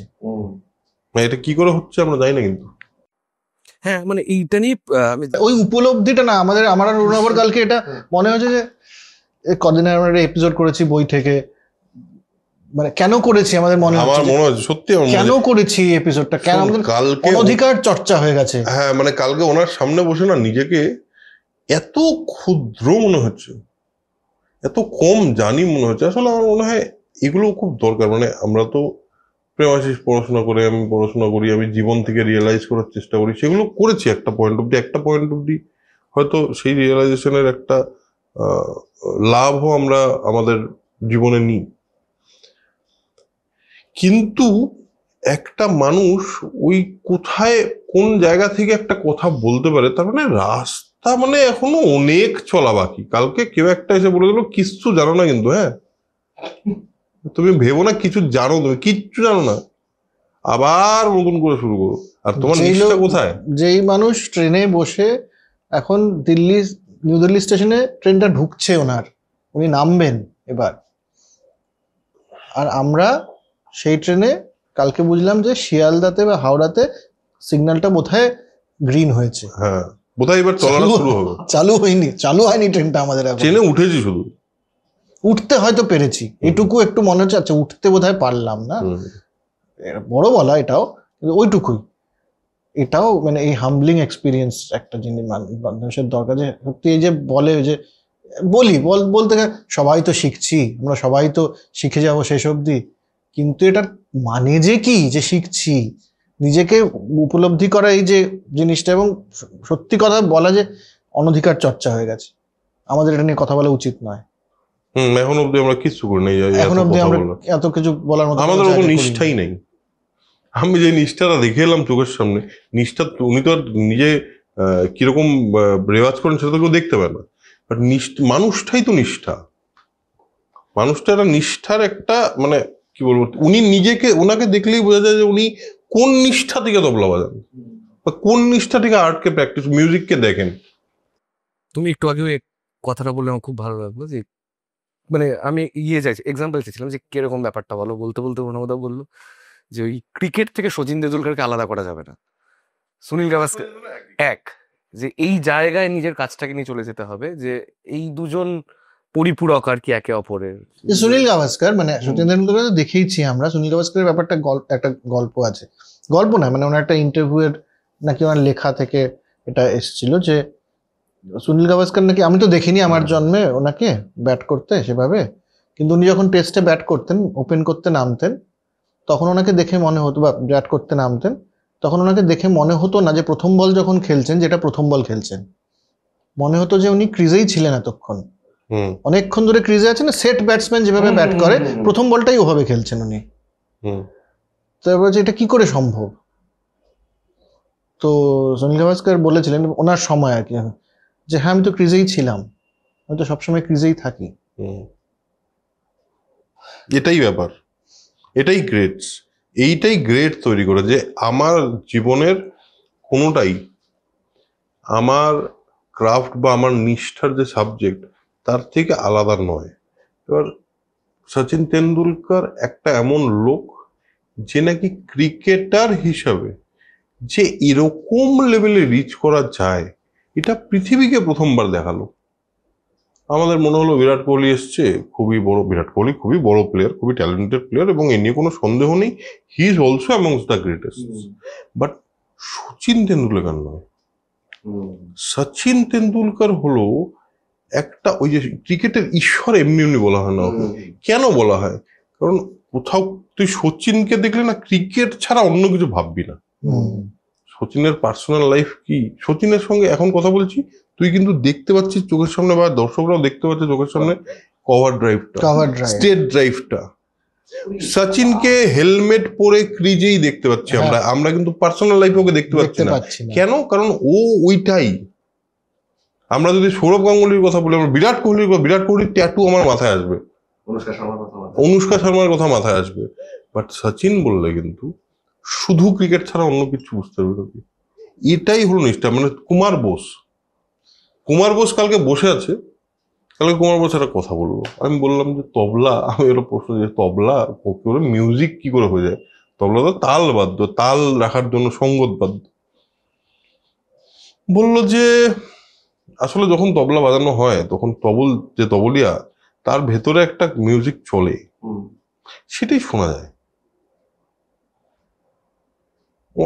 মানে কি বলবো, কালকে মানে রাত্রিবেলা এসে আমি বসেছিলাম অনেকক্ষণ চুপ করে, যে আমি আজকে কি এক্সপিরিয়েন্স করলাম, আমার জীবনে কি বুঝলাম। নীলাঞ্জনের সঙ্গে কথা হচ্ছিল, নীলাঞ্জন একটা দারুণ কথা বলেছে, সেটা বলছি পরে। কিন্তু এই যে উনি বললেন আমার মধ্যে মিউজিক থাকলে সেটা তোমার কাছে পৌঁছে যাবে, এই নিষ্ঠাটার কথাই তো উনি বলছেন, যে আমি এখানে বসে যদি আমার মিউজিক প্র্যাকটিস করি বা বাজাই, সারা পৃথিবীর কাছে সেটা পৌঁছে যাবে। এই বিশ্বাসের লেভেলটা ভাবতো তুই। আর এই বিশ্বাসের লেভেল থেকে তো এটা বলছেন যে আমি আমার একটা মিউজিক আমার ভেতরে তৈরি হচ্ছে, সেটা থ্রু মাই পারফরমেন্স তোমার কাছে পৌঁছে যাবে। আর সবাই একই জিনিস শুনবে, এরকম না যে সবাই অন্য জিনিস শুনবে, যার কান আছে। আরেকটা জিনিস বলেছেন, ফাইন আর্ট স্টুপিড লোকজনের কাজ না, ইন্টেলিজেন্স লাগবে। তিনি বলেছেন যে বুদ্ধি লাগবে, তাকে তাকে বিচার করতে হবে আর কি সে। আর এটাও সত্যি কথা যে এই ধরনের মানে মানুষের জীবন বোধটা এমন জায়গায় চলে যান না যেখানে তারা খুব ইজি হয়ে যান। মানে আমরা অনেক জটিল তত্ত্ব খুব কঠিন ভাবে ব্যাখ্যা করার চেষ্টা করতে পারি, হয়তো পড়াশোনা থেকে, হয়তো একটু যতটুকু বুঝলাম, অল্প স্বল্প বুঝলাম। পয়েন্টটা হলো যারা লেজেন্ডারি মানুষ না, তাদের কাছে না বিষয়টা খুব ইজি হয়ে যায় টু কমিউনিকেট। তারা খুব ইজিলি বলে উঠতে পারেন। শ্রীরামকৃষ্ণদেব কি ইজিলি বলেছেন, ইজি কথা, মানে ইজি জিনিস এত ইজিলি বলেছেন। ওই আমি একটা গল্প বলি খুব, রামকৃষ্ণ আর তোতাপুরীর দেখা হয়েছে। তো তোতাপুরী বলেছে, তুমি তুমি মা কালীকে কিভাবে দেখো, তুমি দেখতে পাও বলে কিভাবে দেখো? শ্রীরামকৃষ্ণ ব্যাপারে আমরা জানি, তিনি মা কালী তাকে দেখা দিয়েছিলেন ইত্যাদি ইত্যাদি। এই সমস্ত লোক কিছু জিনিস প্রচলিত আছে, কথা আছে। তিনি তোতাপুরীকে বলেছেন যে আমি মাকে দেখলাম নিজের সন্তানকে প্রসব করতে, আর সঙ্গে সঙ্গে তাকে খেয়ে ফেলতে। আবার প্রসব করছে, গঙ্গার ধারে বসে আবার খেয়ে ফেলছে। তোতাপুরী বলছে, আপনার সঙ্গে আমার কথা আছে, চলুন বলে তারপর নিয়ে যায়। তোতাপুরী আর রামকৃষ্ণ একটা সময় কাটায়, এবং রামকৃষ্ণ বুঝতে চায় তন্ত্র চর্চাটা কি। এবং আলটিমেটলি ওই রবীন্দ্রনাথ আইনস্টাইনের ব্যাপার ভাই, রামকৃষ্ণদেব আর তোতাপুরী এই দুজন মিলে কথা কি লেভেলে বলেছে, কোন আধ্যাত্মের কথা বলেছে ভাবা যায়। আর এই যে ছোট্ট একটা কথা উনি বলে দিলেন, এটাতে কি সৃষ্টির সব কথা বলা নেই? কিন্তু ডিফারেন্সটা ওখানে, ওই কথাটা আমি বললে বা তুই বললে ওটার মানে দাঁড়াচ্ছে এক্স্যাক্টলি। যখন উনি যখন বলছেন তখনই ওটার মানে দাঁড়াচ্ছে, তখন কিন্তু ওটার মানে দাঁড়াচ্ছে, ওটা কিন্তু তখন গিয়ে তো সত্যি হয়ে যাচ্ছে, সত্যি হয়ে যাচ্ছে। এবার আমি এবার তোর পডকাস্ট তো আছেই, আসবেই, পণ্ডিতজির পডকাস্ট তো আসবে, আপনারা দেখবেনও, এবং ইটস অ্যান এক্সপিরিয়েন্স। কিন্তু আমি বলছি যে সেটা আমরা ভাঙছি না, আর আরো অনেক কথা আছে। কিন্তু এই যে গ্রেটনেসকে এক্সপিরিয়েন্স করা, একটা গ্রেটনেসকে এক্সপিরিয়েন্স করার যে একটা আলাদাই এক্সপিরিয়েন্স বলবো আর কি, একটা উপলব্ধি, এবং সেটা কেউ বোঝাতে পারবে না ওটা কি। আমি তোকে বলছি, অরুণাভ তোকে বলছে, কিন্তু তুই কি আমরা কিন্তু কমিউনিকেট করতে পারছি না, পারছি না, বোঝাতে পারছি না তোকে আমরা কি ফিল করছি এক্স্যাক্টলি। কারণ ওই এক্সপিরিয়েন্সটা যখন এক্সপিরিয়েন্স হয়ে এসছে আমার কাছে, তখনই আমি এক্সপিরিয়েন্স করেছি। কিন্তু আমি এখন অব্দি ওই পর্যায়ের কোথাও আশেপাশেই নেই যে আমি ওই এক্সপিরিয়েন্সটা সোজা করে কাউকে বলে দেবো। হয়তো কোনোদিন যদি যদি ঠিক হয় সবকিছু, তাহলে হয়তো কোনোদিন আমি সেই রিয়েলাইজেশন দিকে পৌঁছাবো, বা চেষ্টা তো তাই করবো যে ওইখানে যাতে পৌঁছতে পারি কোনোদিন।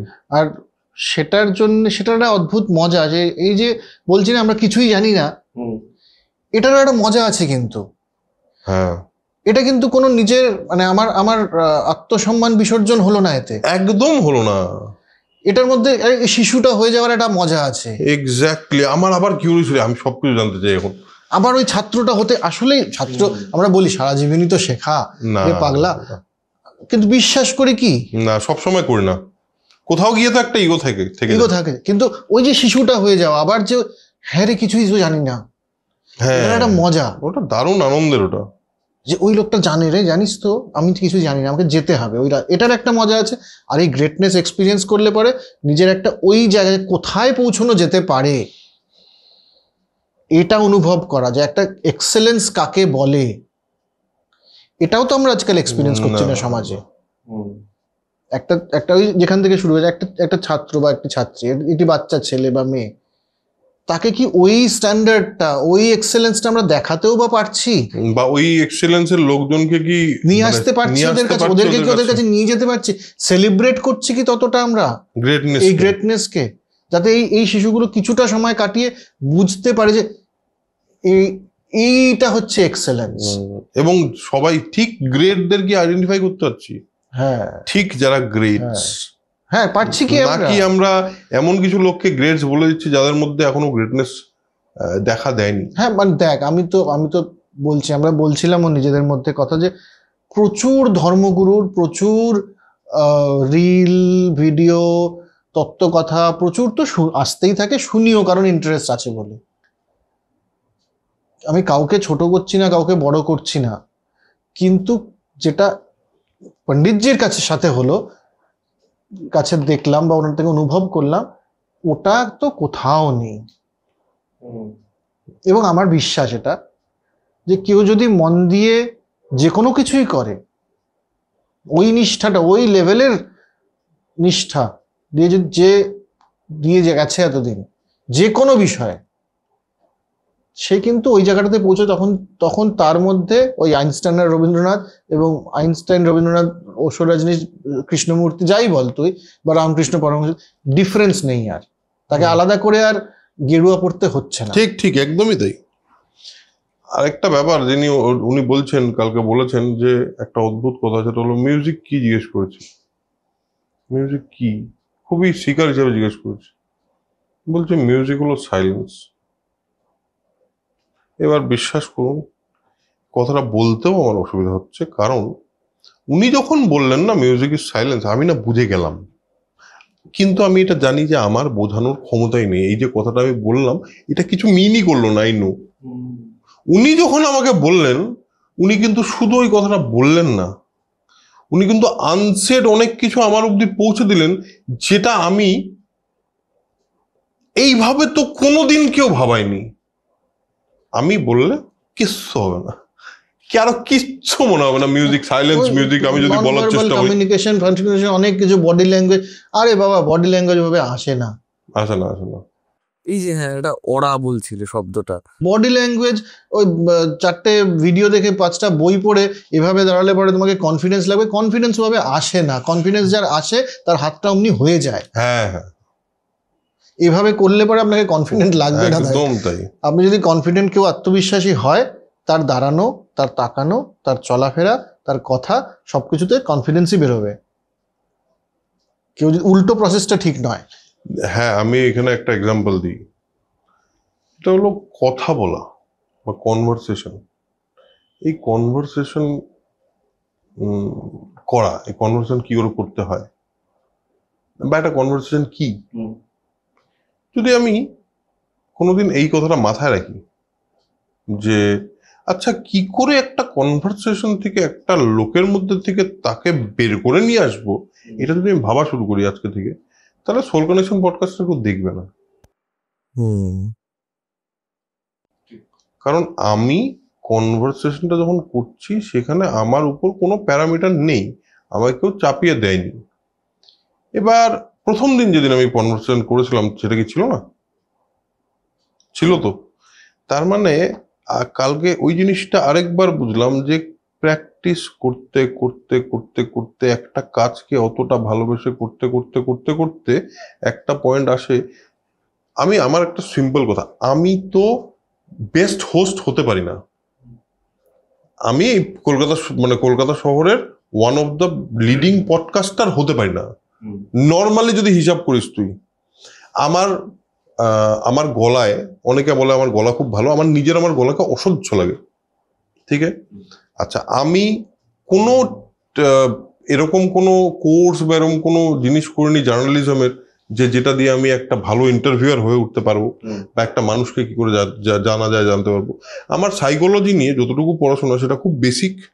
আমি তাদের রিসার্চ করিনি, আমি তাতে খুব করিনি। আমি কয়েকটা বই পড়েছি, কিছু মানুষের কথা শুনেছি। তাহলে তো আমাকে কোনোভাবে কারো অ্যাকসেপ্টই করা উচিত না, এ কি কথা বলছি, কেন শুনবো, তাই তো হওয়া উচিত। যখন এই প্র্যাকটিসটা করতে করতে একটা পয়েন্টে এখন আর আমাকে কনভারসেশন করার জন্য যখন ভাবতে হয় না, তখন আমি দেখছি লোকজন কানেক্ট করা শুরু করেছে। হওয়ার তো কথাই না এটা। আমি এখানে বসে একজনের সঙ্গে কথা বলছি, এতগুলো লোক দেখছে। তুই বসে একটা বইয়ের নলেজ শেয়ার করছিস, এতগুলো লোক শুনছি। কেন? ওয়াই? কারণটা কি? কারণ ওইটুকু কাজটা না আমরা মন দিয়ে করছি, নিষ্ঠা সহকারে করছি। যখন করি না তখন বুঝতে পারি যে দর্শকেরও ভালো লাগছে না, এবং তখন আমরা নিজেদেরকে এই সমালোচনাটা করি, আমরা কি আমাদের ওই অনেস্টির পাত্তা থেকে একটু সরে গেছি? আমরা কি জোর করে কনভারসেশন ক্রিয়েট করার চেষ্টা করছি যে করতে হবে বলে? আমরাও কি র্যাট রেসে চলে যেই চলে যাই ড্রপ করতে শুরু করি, সঙ্গে সঙ্গে ড্রপ করতে শুরু করি। নিষ্ঠাটা এটাই যে ওই পার্টিকুলার এইটুকু তো ওনার থেকে আমি এইটুকু পেলাম, এবার বাকি আমি কি জিনিস নিষ্ঠা নিয়ে করব এটা আমি এখনো জানি না। আমি এখনো অব্দি নিষ্ঠার নটাও দেখতে পাইনি, আমার জীবন নিষ্ঠার নটাও দেখতে পাই এখনো জানি না। যতটুকু চেষ্টা করি অনেস্ট, এতটা আমার মনে হতো আমি অনেস্ট, আমার মনে হতো, সত্যি বলছি, আমি মনে হতো আমার খুব আমি অনেস্ট, আমার মনে হতো কালকের আগে অব্দি যে হ্যাঁ আমি না অনেস্টি দিয়ে তো কাজটা করি। এখনো আমার এটা মনে হয় যে আমি অনেস্ট, বাট অনেস্টির যে স্তর আছে সেই স্তরে আমি খুব বেসিক স্তরে আছি।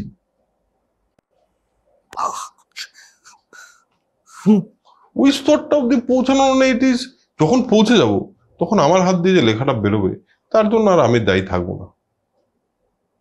তখন আমার হাত দিয়ে যে জিনিসটা ক্রিয়েট হবে, যদি কোনোদিন হয়, যদি কোনোদিনও হয়, চেষ্টা তো করবো কোনোদিন ওই জায়গাটা পৌঁছানো, যদি কোনোদিন হয় তখন আমার হাত দিয়ে যা বেরোবে সেটা আমার দায় থাকবে না, আর সেটা নিয়ে আমি কথাও বলবো না। এতদিন একটু বেশি কথা বলে ফেলছিলাম নিজেকে নিয়ে। কালকে বলে দিয়েছে না ভাই তুমি কিচ্ছু জানো না, তুমি চুপ করে বসে থাকো, তোমার অনেক পথ চলা বাকি আছে। এই যে মানে ওনার বিষয়ে সেলিব্রেট করতে ইচ্ছে করছে আমাদের, মানে আমরা ফুটছি, আমি আর অরুণাভ, আর আমার বিশ্বাস যারা রণ আছে, অয়ন আছে, যারা ক্যামেরায় ছিল, সায়ন আছে, এরাও ফুটছে, কারণ কাল যেটা এক্সপিরিয়েন্স করেছি। কিন্তু শুধু মানে এই পর্যায়টা এখানে আমি বলছি যে একটা সুন্দর কথা আছে সংস্কৃতে, গুরু ব্রহ্মা গুরু বিষ্ণু গুরুদেব মহেশ্বর গুরু সাক্ষাৎ পরম ব্রহ্ম তস্মৈ শ্রী গুরুবে নমঃ। গুরু যে কি হয় সেটার একটা, মানে আমি তো ওনার সেই অর্থে শিষ্যত্ব গ্রহণ করিনি, বয়সও পেরিয়ে গেছে ওনার তবলা শেখার জন্য ওনার কাছ থেকে, সেটা পেরে জানি হয়নি। যাই হোক, আমি তো শিষ্যত্ব গ্রহণ করি, কিন্তু একজন গুরু কি হয় তার একটা আভাস পেলাম, যে সত্যি যদি গুরু হয় তাহলে এরকমই হবে, তাহলে সে কি ম্যাজিক করতে পারে। এবং এই ম্যাজিকটা আপনারা যারা দেখছেন, বিশ্বাস করাটা কালকের আগে অবধি আমারও বিশ্বাসে কিন্তু একটু 16 আনা বিশ্বাস ছিল না এই কথাটার মধ্যে। গুরু গুরু ব্যাপারটা, গুরুর যে এতটা ইম্পর্টেন্স, যে সত্যি একজন গুরুর মতো গুরু হলে পরে সে যে 1 ঘন্টা তার সান্নিধ্য করলেও একটা উন্নয়ন হয়, একটা উন্নতি হয়, মানুষের আত্মিক উন্নতি হয়, এবং তার মধ্যেই সমস্তটা দেখতে পাওয়া যায়। এটা একটা আভাস, এই জিনিসটাতে অবিশ্বাসটা কেটে গেছে। কালকে ওনাকে বলেছি যে আমি আপনাকে গুরুজি বলে সম্বোধন করতে হবে, বলে হ্যাঁ হ্যাঁ করো করো, তারপর থেকে পুরোটা গুরুজি বলেছি ওনাকে। এবং মানে কি বলবো, কি বলতো, মানে যখন আমি কুমার বোসকে তবলা বাজাতে শুনেছি, দেখেছি সামনে, তখন দেখেছি ওখানে একটা মানুষ যে তবলা বাজাচ্ছে, তাল নিয়ে, তালটা তার হাতে, তার শরীরে, তার বডিতে, তার তবলায়, সবটা নিয়ে না একটা এরকম একটা অরা লাইট ক্রিয়েট করে, যেখানে তবলাটা শুধু থাকে না, তবলা শুনছি শুধু না, it is like experiencing something. এই যে লোকটা, এই মানুষটার সামনে বসলে যেটা পেলাম সেটা হলো ওই যেটা ও সান্নিধ্যের কথা বলছিল, অ্যাকচুয়ালি না, এই সমস্ত মানুষদের রিয়েলাইজেশন এমন জায়গায় থাকে তারা না একটা এটাকে এনার্জি বলি আমরা ঠিকই, কিন্তু অ্যাকচুয়ালি সেটা ইলেকট্রোম্যাগনেটিক ওয়েভস বলে আমার বিশ্বাস, যে তারা ওইটা না কমিউনিকেট করে দেয় তোর থ্রুতে, তুই গেলে বুঝতে পারবি একটা ওরা আছে, তুই এটা বলে তোকে না বলেও কিছু দিয়ে দিতে পারে। কালকে নীলাঞ্জন এই আলোচনাটা এখানে, মানে এই জায়গাটায় খুব ভালো একটা কথা নীলাঞ্জন কালকে বলেছেন। নীলাঞ্জন আমার একজন পরিচিত, আপনারা অনেকেই চেনেন, নীলাঞ্জন ঘোষের কথা বলছি আমি। নীলাঞ্জন বলছে যে কি জানো তো, ধরো একটা বিরাট, আমি শেষে কথা হয়েছে যে আমি একদম শেষ করেছি এপিসোডটা যে হ্যাঁ নিজের ভেতরের আলোটা জ্বালানো হলো প্রধান উদ্দেশ্য। তো নীলাঞ্জন বলছে দেখো অনেক বড়, মানে ধরো এখান থেকে একটা চাঁদ অব্দি লম্বা একটা সুইচ বোর্ড আছে, সেই সুইচ বোর্ডে কোটি কোটি সুইচ আছে, আর তুমি প্রত্যেকদিন চেষ্টা করছো কোন সুইচটায় আলোটা জ্বলে, যদি তোমার চেষ্টা হয়। অনেকদিন অব্দি তো সুইচ বোর্ডটা দেখতে হবে না, ঠিক আছে, মানে সুইচ বোর্ডটার এক্সিস্টই করবে না তোমার জন্য, হঠাৎ সুইচ বোর্ড দেখলে টাক টাক টাক টাক জ্বালাচ্ছে যাবে। এবার নীলাঞ্জন বললো যে এই লোকগুলো কিরম জানো, এসে তোমাকে একটা সেট অফ সুইচ বলে দেবে এগুলো না অকাজের, এগুলো তোমার কাজে লাগবে না, বাকি যে আছে ওগুলোতে চেষ্টা করো। এটা কিন্তু সব শুধুমাত্র কথা বলে না, আমি যখন বলছি উনি বলছেন যে নওয়াচার মিউজিক আর স্থলাচার মিউজিকের কথা, আমি জীবনে প্রথমবার ওই জিনিসটাকে ওইভাবে শুনলাম এবং বুঝলাম। এই কথাটা আমি আগেও শুনেছি, যখন উনি বলছেন তখন আমি প্রথমবার বুঝলাম কি করে। উনি তো বাক্যে সেন্টেন্সে আলাদা করে কিছু বলছেন না, উনি তো সেটা সিম্পল কথা আমাকে সিম্পলি বলছেন, তার মানে ওনার শুধু কথাটা নেই, তার সঙ্গে উনি আরো কিছু আমাকে দিচ্ছেন যে জিনিসটা আমি প্রথমবার মানে রিয়েলাইজ করছি। ডেঞ্জারাস ব্যাপার না? এরকম মানুষজনের আমরা তো কিছুই না রে, আমরা নিজেরা তো কিছুই না, এবং আমরা ফলস আইডলস এর পেছনে ঘুরে বেড়াচ্ছি। আমার মনে হয় সমস্ত মানুষের উচিত সান্নিধ্য করা। এই জাতীয় যে গ্রেটনেস গুলো রয়েছে, আছে এখনো আছে, এই গ্রেটনেস যেগুলো রয়েছে আমাদের আশেপাশে, সেই গ্রেটনেসের সান্নিধ্য করাটা খুব জরুরি। সান্নিধ্য করা জরুরি, কিন্তু সবাই সান্নিধ্য করতে পারবে না।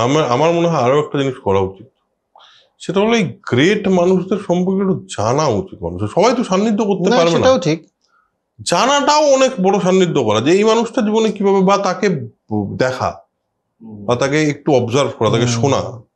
সচিনকে দেখে, সচিন তেন্ডুলকরকে দেখে প্রচুর মানুষ ক্রিকেট খেলা শুরু করেছে ভারতবর্ষে, এবং প্রচুর মানুষ আছে সচিন রিটায়ার করার পর ক্রিকেট দেখা ছেড়ে দিয়েছে, অনেক মানুষ আছে। আচ্ছা, হ্যাঁ, এবার ব্যাপারটা হলো তারা তো সচিনের সান্নিধ্য করেনি, তো তারা যেটা করেছে সেটা হলো সচিনকে ওই পার্টিকুলার জিনিসটা করতে চাক্ষুষ দেখেছে যে এই স্ট্রেট ড্রাইভটাও করা যায়। ফুলফিলের মেকিং দেখছিলাম, পৃথ্বীনাথ চোপড়াকে এরকম একটা পাগল লোকই মনে হয় যে উনিও একটা জায়গায় বোধহয় কি অনেস্টলি বলছেন যে আমি কিছু জানি না, কারেক্ট, ইনস্টিংক্ট যেটা বলে আমি ওটাই করি। একটা লোক এই বয়সে, স্পয়লার দিতে চাই না, কিন্তু এটা নিয়ে কথা বললে খুব দারুণ দারুণ মোমেন্টস আছে, স্পয়লার হয়ে যাবে, দিতে চাই না। এই বিধুবিনোদ চোপড়ার ডকুমেন্টারি, 12 ফেলের ডকুমেন্টারি, না ওইটা নিয়ে হ্যাঁ, মানে ওইটা অবভিয়াসলি দেখা উচিত, সবার দেখা উচিত। একটা ওই জায়গাটায় চলে গেল, ওই যে সেদিন যেটা কথা ছিল, আবার ওরা কি অনেস্টলি ছোটবেলাটায় ইনোসেন্সটাকে খুঁজে বের করার চেষ্টা করে। গিরিশ ঘোষের একটা আত্মজীবনীর মতো পড়ছিলাম, তো উনি ওই থিয়েটার করে ফিরছেন, খুবই টায়ার্ড, এবং ওরকম একটা লোক, তো সে তখন থিয়েটার করে ফিরে রাত্রি 9টা নাকি 10টার সময় বলছে রামকৃষ্ণদেবের ওখানে যাবে। তো সবাই বলছে এখন তো উনি ধ্যানে বসছেন, তো এখন তো গিয়ে কোনো লাভ টাভ নেই। বলছে না, ওনাকে দেখবো, যে সারাদিনে একবারও দেখা হয়নি, ওনার পায়ের সামনে গিয়ে মানে এটা সত্যি না, ওই যে নেবে ওটা, ওই যেই হ্যাঁ, এটাই ব্যাপার, ওইখান থেকে নেওয়া যায়, কিছু না বললেও নেওয়া যায়। যে আগে যে শুনতাম বলবো যে গুরু খুঁজতে বেরোচ্ছে, গুরু খুঁজে, এটাই বলতো। তারপরে এত সমাজেরও প্রবলেম আছে অবভিয়াসলি, এত ফেক গুরু, এত কিছু সৎ অসৎ, এত গুরু বেরিয়ে গেছে, মানুষও এখন তো দেখ, মানুষ তো গুরুর অবলম্বন খোঁজেই, না হলে এই বাবারা কি করে এত পপুলার হয়? হ্যাঁ ঠিকই। সেই কি ভালো লাগলো না কিছুই না, কি বলতো মজা, মানে আমি বলছি যে দেখ, কেউ যদি আমাকেও কিছু লোক গুরু বলে, আমার খুব রাগ হয় শুনলে মাঝে মাঝে। আমি বলি ভাই, কালকের পর থেকে তো আমি মানে গুরু শব্দটা না বিশাল বড়, বুঝলি তো, আই ডোন্ট ডিজার্ভ ইট। মানে এবার আমার গুরু পূর্ণিমাতে আমার কাছে প্রায় 10-12টা মেসেজ এসছে যে গুরু পূর্ণিমায় প্রণাম টাইপের। সেই দিন যে খুব খারাপ লেগেছে তা না, হ্যাঁ এটা সত্যি কথা। কিন্তু কালকে যখন ওনার কাছে গেলাম, ওই বটবৃক্ষের ন্যায় একজন একটা পার্সোনালিটির সামনে বসলাম, তাকে গুরুজি বললাম। আমি কাকে গুরুজি বলছি? কুমার বোসকে। সেখানে আমাকে কেউ গুরু বললে কেন ভালো লাগবে আমার? এখন আর কিন্তু তুমি না এটা খুব ভুল করেছো। সবাই যে বলে যে সব কথা আমি একটু বলতেই বুঝে গেছি, যে উনি যখন বলছে যে বিশ্বাস করে কাজটা করো, তোমার তো তখন জিজ্ঞাসা করা উচিত ছিল যে কতটা বিশ্বাস, কিরকম ভাবে বিশ্বাস করো। এটা যদি জিজ্ঞেস এটাই তো করতাম, বললাম যে বুঝতে তো অসুবিধা হয়নি তখন ওইখানে বসে। হ্যাঁ, এটা তো এখন আবার জিজ্ঞাসা করছি, এখন তুমি বুঝছো না, বলছো আমি তো বুঝে গেছি। আমি যেটা বুঝেছি সেটা যেদিন বোঝানোর জায়গায় আসবো, সেদিন যদি কেউ আমাকে মানে গুরু মানে, তাহলে আমি চেষ্টা করবো ওইটুকু শেয়ার করার। আমি জানি না সেটা কোনদিন হবে কিনা, বাট আমি কিন্তু ওনার থেকে বুঝেছি। আমি বোঝানোর মতো ক্ষমতা নেই।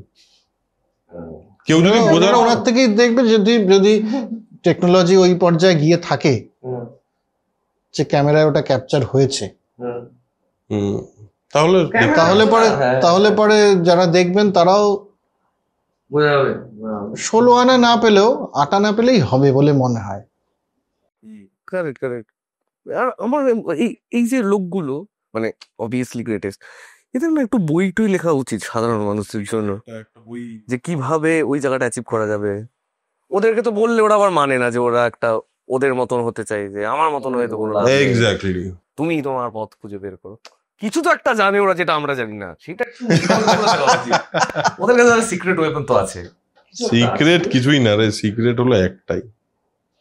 কালকের পর থেকে আমি আরো বুঝে গেছি ভাই, সিক্রেট একটাই, এটা হলো তোমার লাইফ বা তোমার জীবন বা পৃথিবী তোমাকে বারবার না ডিস্ট্র্যাক্ট করবে টু ডু মেনি থিংস।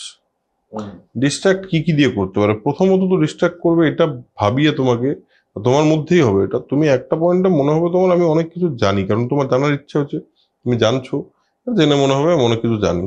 প্রথম তো এটা ভুল হলো, এটা ডিস্ট্রাকশন। কারণ তুমি অনেক কিছু জানো মানে তোমার আর জানার বিরাট ইচ্ছা থাকলো না, থাকলো অল্প অল্প জানছি, বাট আমি যেটা জানি সেটা কিন্তু অনেকটা, এটা একটা ভাবলাম।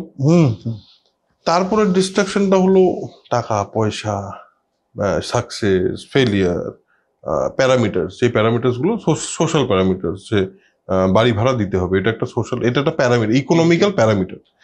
এই বাড়ি ভাড়া দিতে হবে, তুমি ভাবছো তোমার জীবনটাকে একভাবে কাটাতে হবে, তুমি ভাবছো তোমার জীবনে এক রকম অ্যাচিভমেন্ট করতে হবে, তোমাকে পৃথিবী কিভাবে দেখছে সেটার একটা পারসেপশনের ধারণা তোমার মধ্যে তৈরি হয়। এই সমস্ত কিছু না একটা জিনিস দিয়েই ঠিক করা যায়, সেটা হলো যেই পার্টিকুলার জিনিসটা তুমি করছো সেইটাতে ফোকাস করে বাকি সমস্ত থেকে ফোকাসটাকে অফ করে দেওয়া। এই যখনই তুই সবকিছুর থেকে ফোকাস অফ করে দিলি, তখন তোর ওই যে পার্টিকুলার জিনিসটা ওটার মধ্যে তুই সব দিচ্ছিস। যদিও আমি এটা যত সহজে বলছি তত সহজ করার নয়, একেবারেই নয়। কিন্তু যখন তুই ওটা দিচ্ছিস, ওই ফোকাসটা দিচ্ছিস, তখন তোর আশেপাশের প্যারামিটার গুলো যে বন্ধ হয়ে গেছে সেটা কিন্তু তুই বন্ধ করলি না, তুই কাজটা এমন ভাবে করলি যাতে ওই প্যারামিটার গুলো সব ঠিক ভাবে মিট হয়ে যাচ্ছে, নিজেই হয়ে যাবে পুরোটা। কারণ তুই ওইটাতে এতটা নিষ্ঠা দিচ্ছিস, 16 আনা দিচ্ছিস পড়াপারের জন্য। তো পার করাবেই তোকে। 16 আনা দিলে, 10 আনা দিলে তো করাবে না, বলেছে তুই এখানেই দাঁড়িয়ে থাকবি। তো ইসি বাত মে একটা কবিতা পড়ি।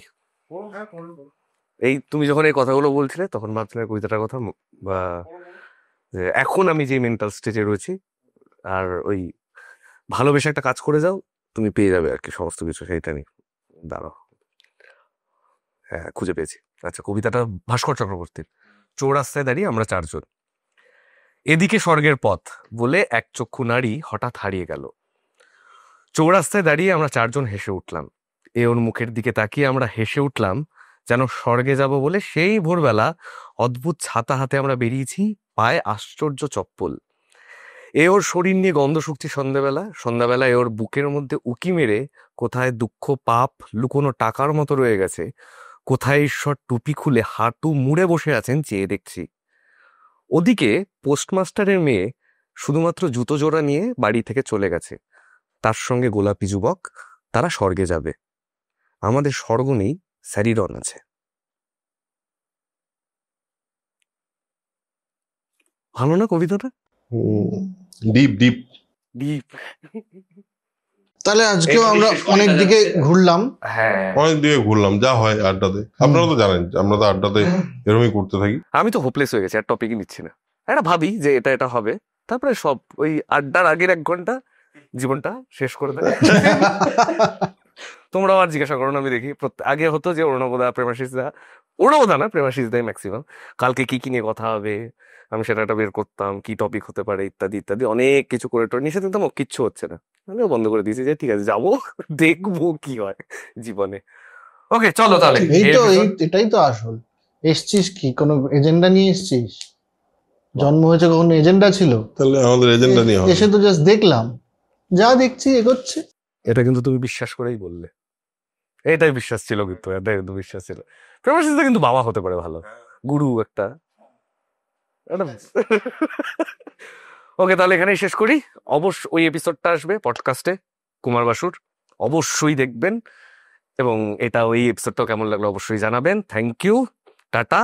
প্রত্যেকবার যেরকম করে বলা হয় এবারেও বলে দেওয়া যাক প্লিজ। হ্যাঁ, দুটো জিনিস বলে দিই। একটা হলো আমরা একটা মেম্বার্স মিট করছি, তার যে ফর্মের লিঙ্কটা সেটা নিচে দেওয়া আছে, এবং সেই ফর্মে আপনারা যদি দেখা করতে চান আমাদের সঙ্গে, অনেকেই বলেন আমাদেরকে ফোন বা মেসেজ করেন বা কানেক্ট করার চেষ্টা করে যে আমাদের সঙ্গে দেখা করতে চান। তো যদি দেখা করতে চান তাহলে ওই ফর্মটা ফিল আপ করুন, বেশ সিম্পল একটা ফর্ম আছে, সেই ফর্মটা ফিল আপ করুন। অলরেডি বেশ কয়েকটা রেসপন্স আমরা পেয়েছি। আপনারা যদি সেরকম মনে হয় তাহলে সেটা ফিল আপ করুন। আর যাওয়ার আগে বা শেষে যেটা বলি সবসময়, সেটা হলো spread knowledge, spread positivity, because knowledge is power and positivity is everything. Tata.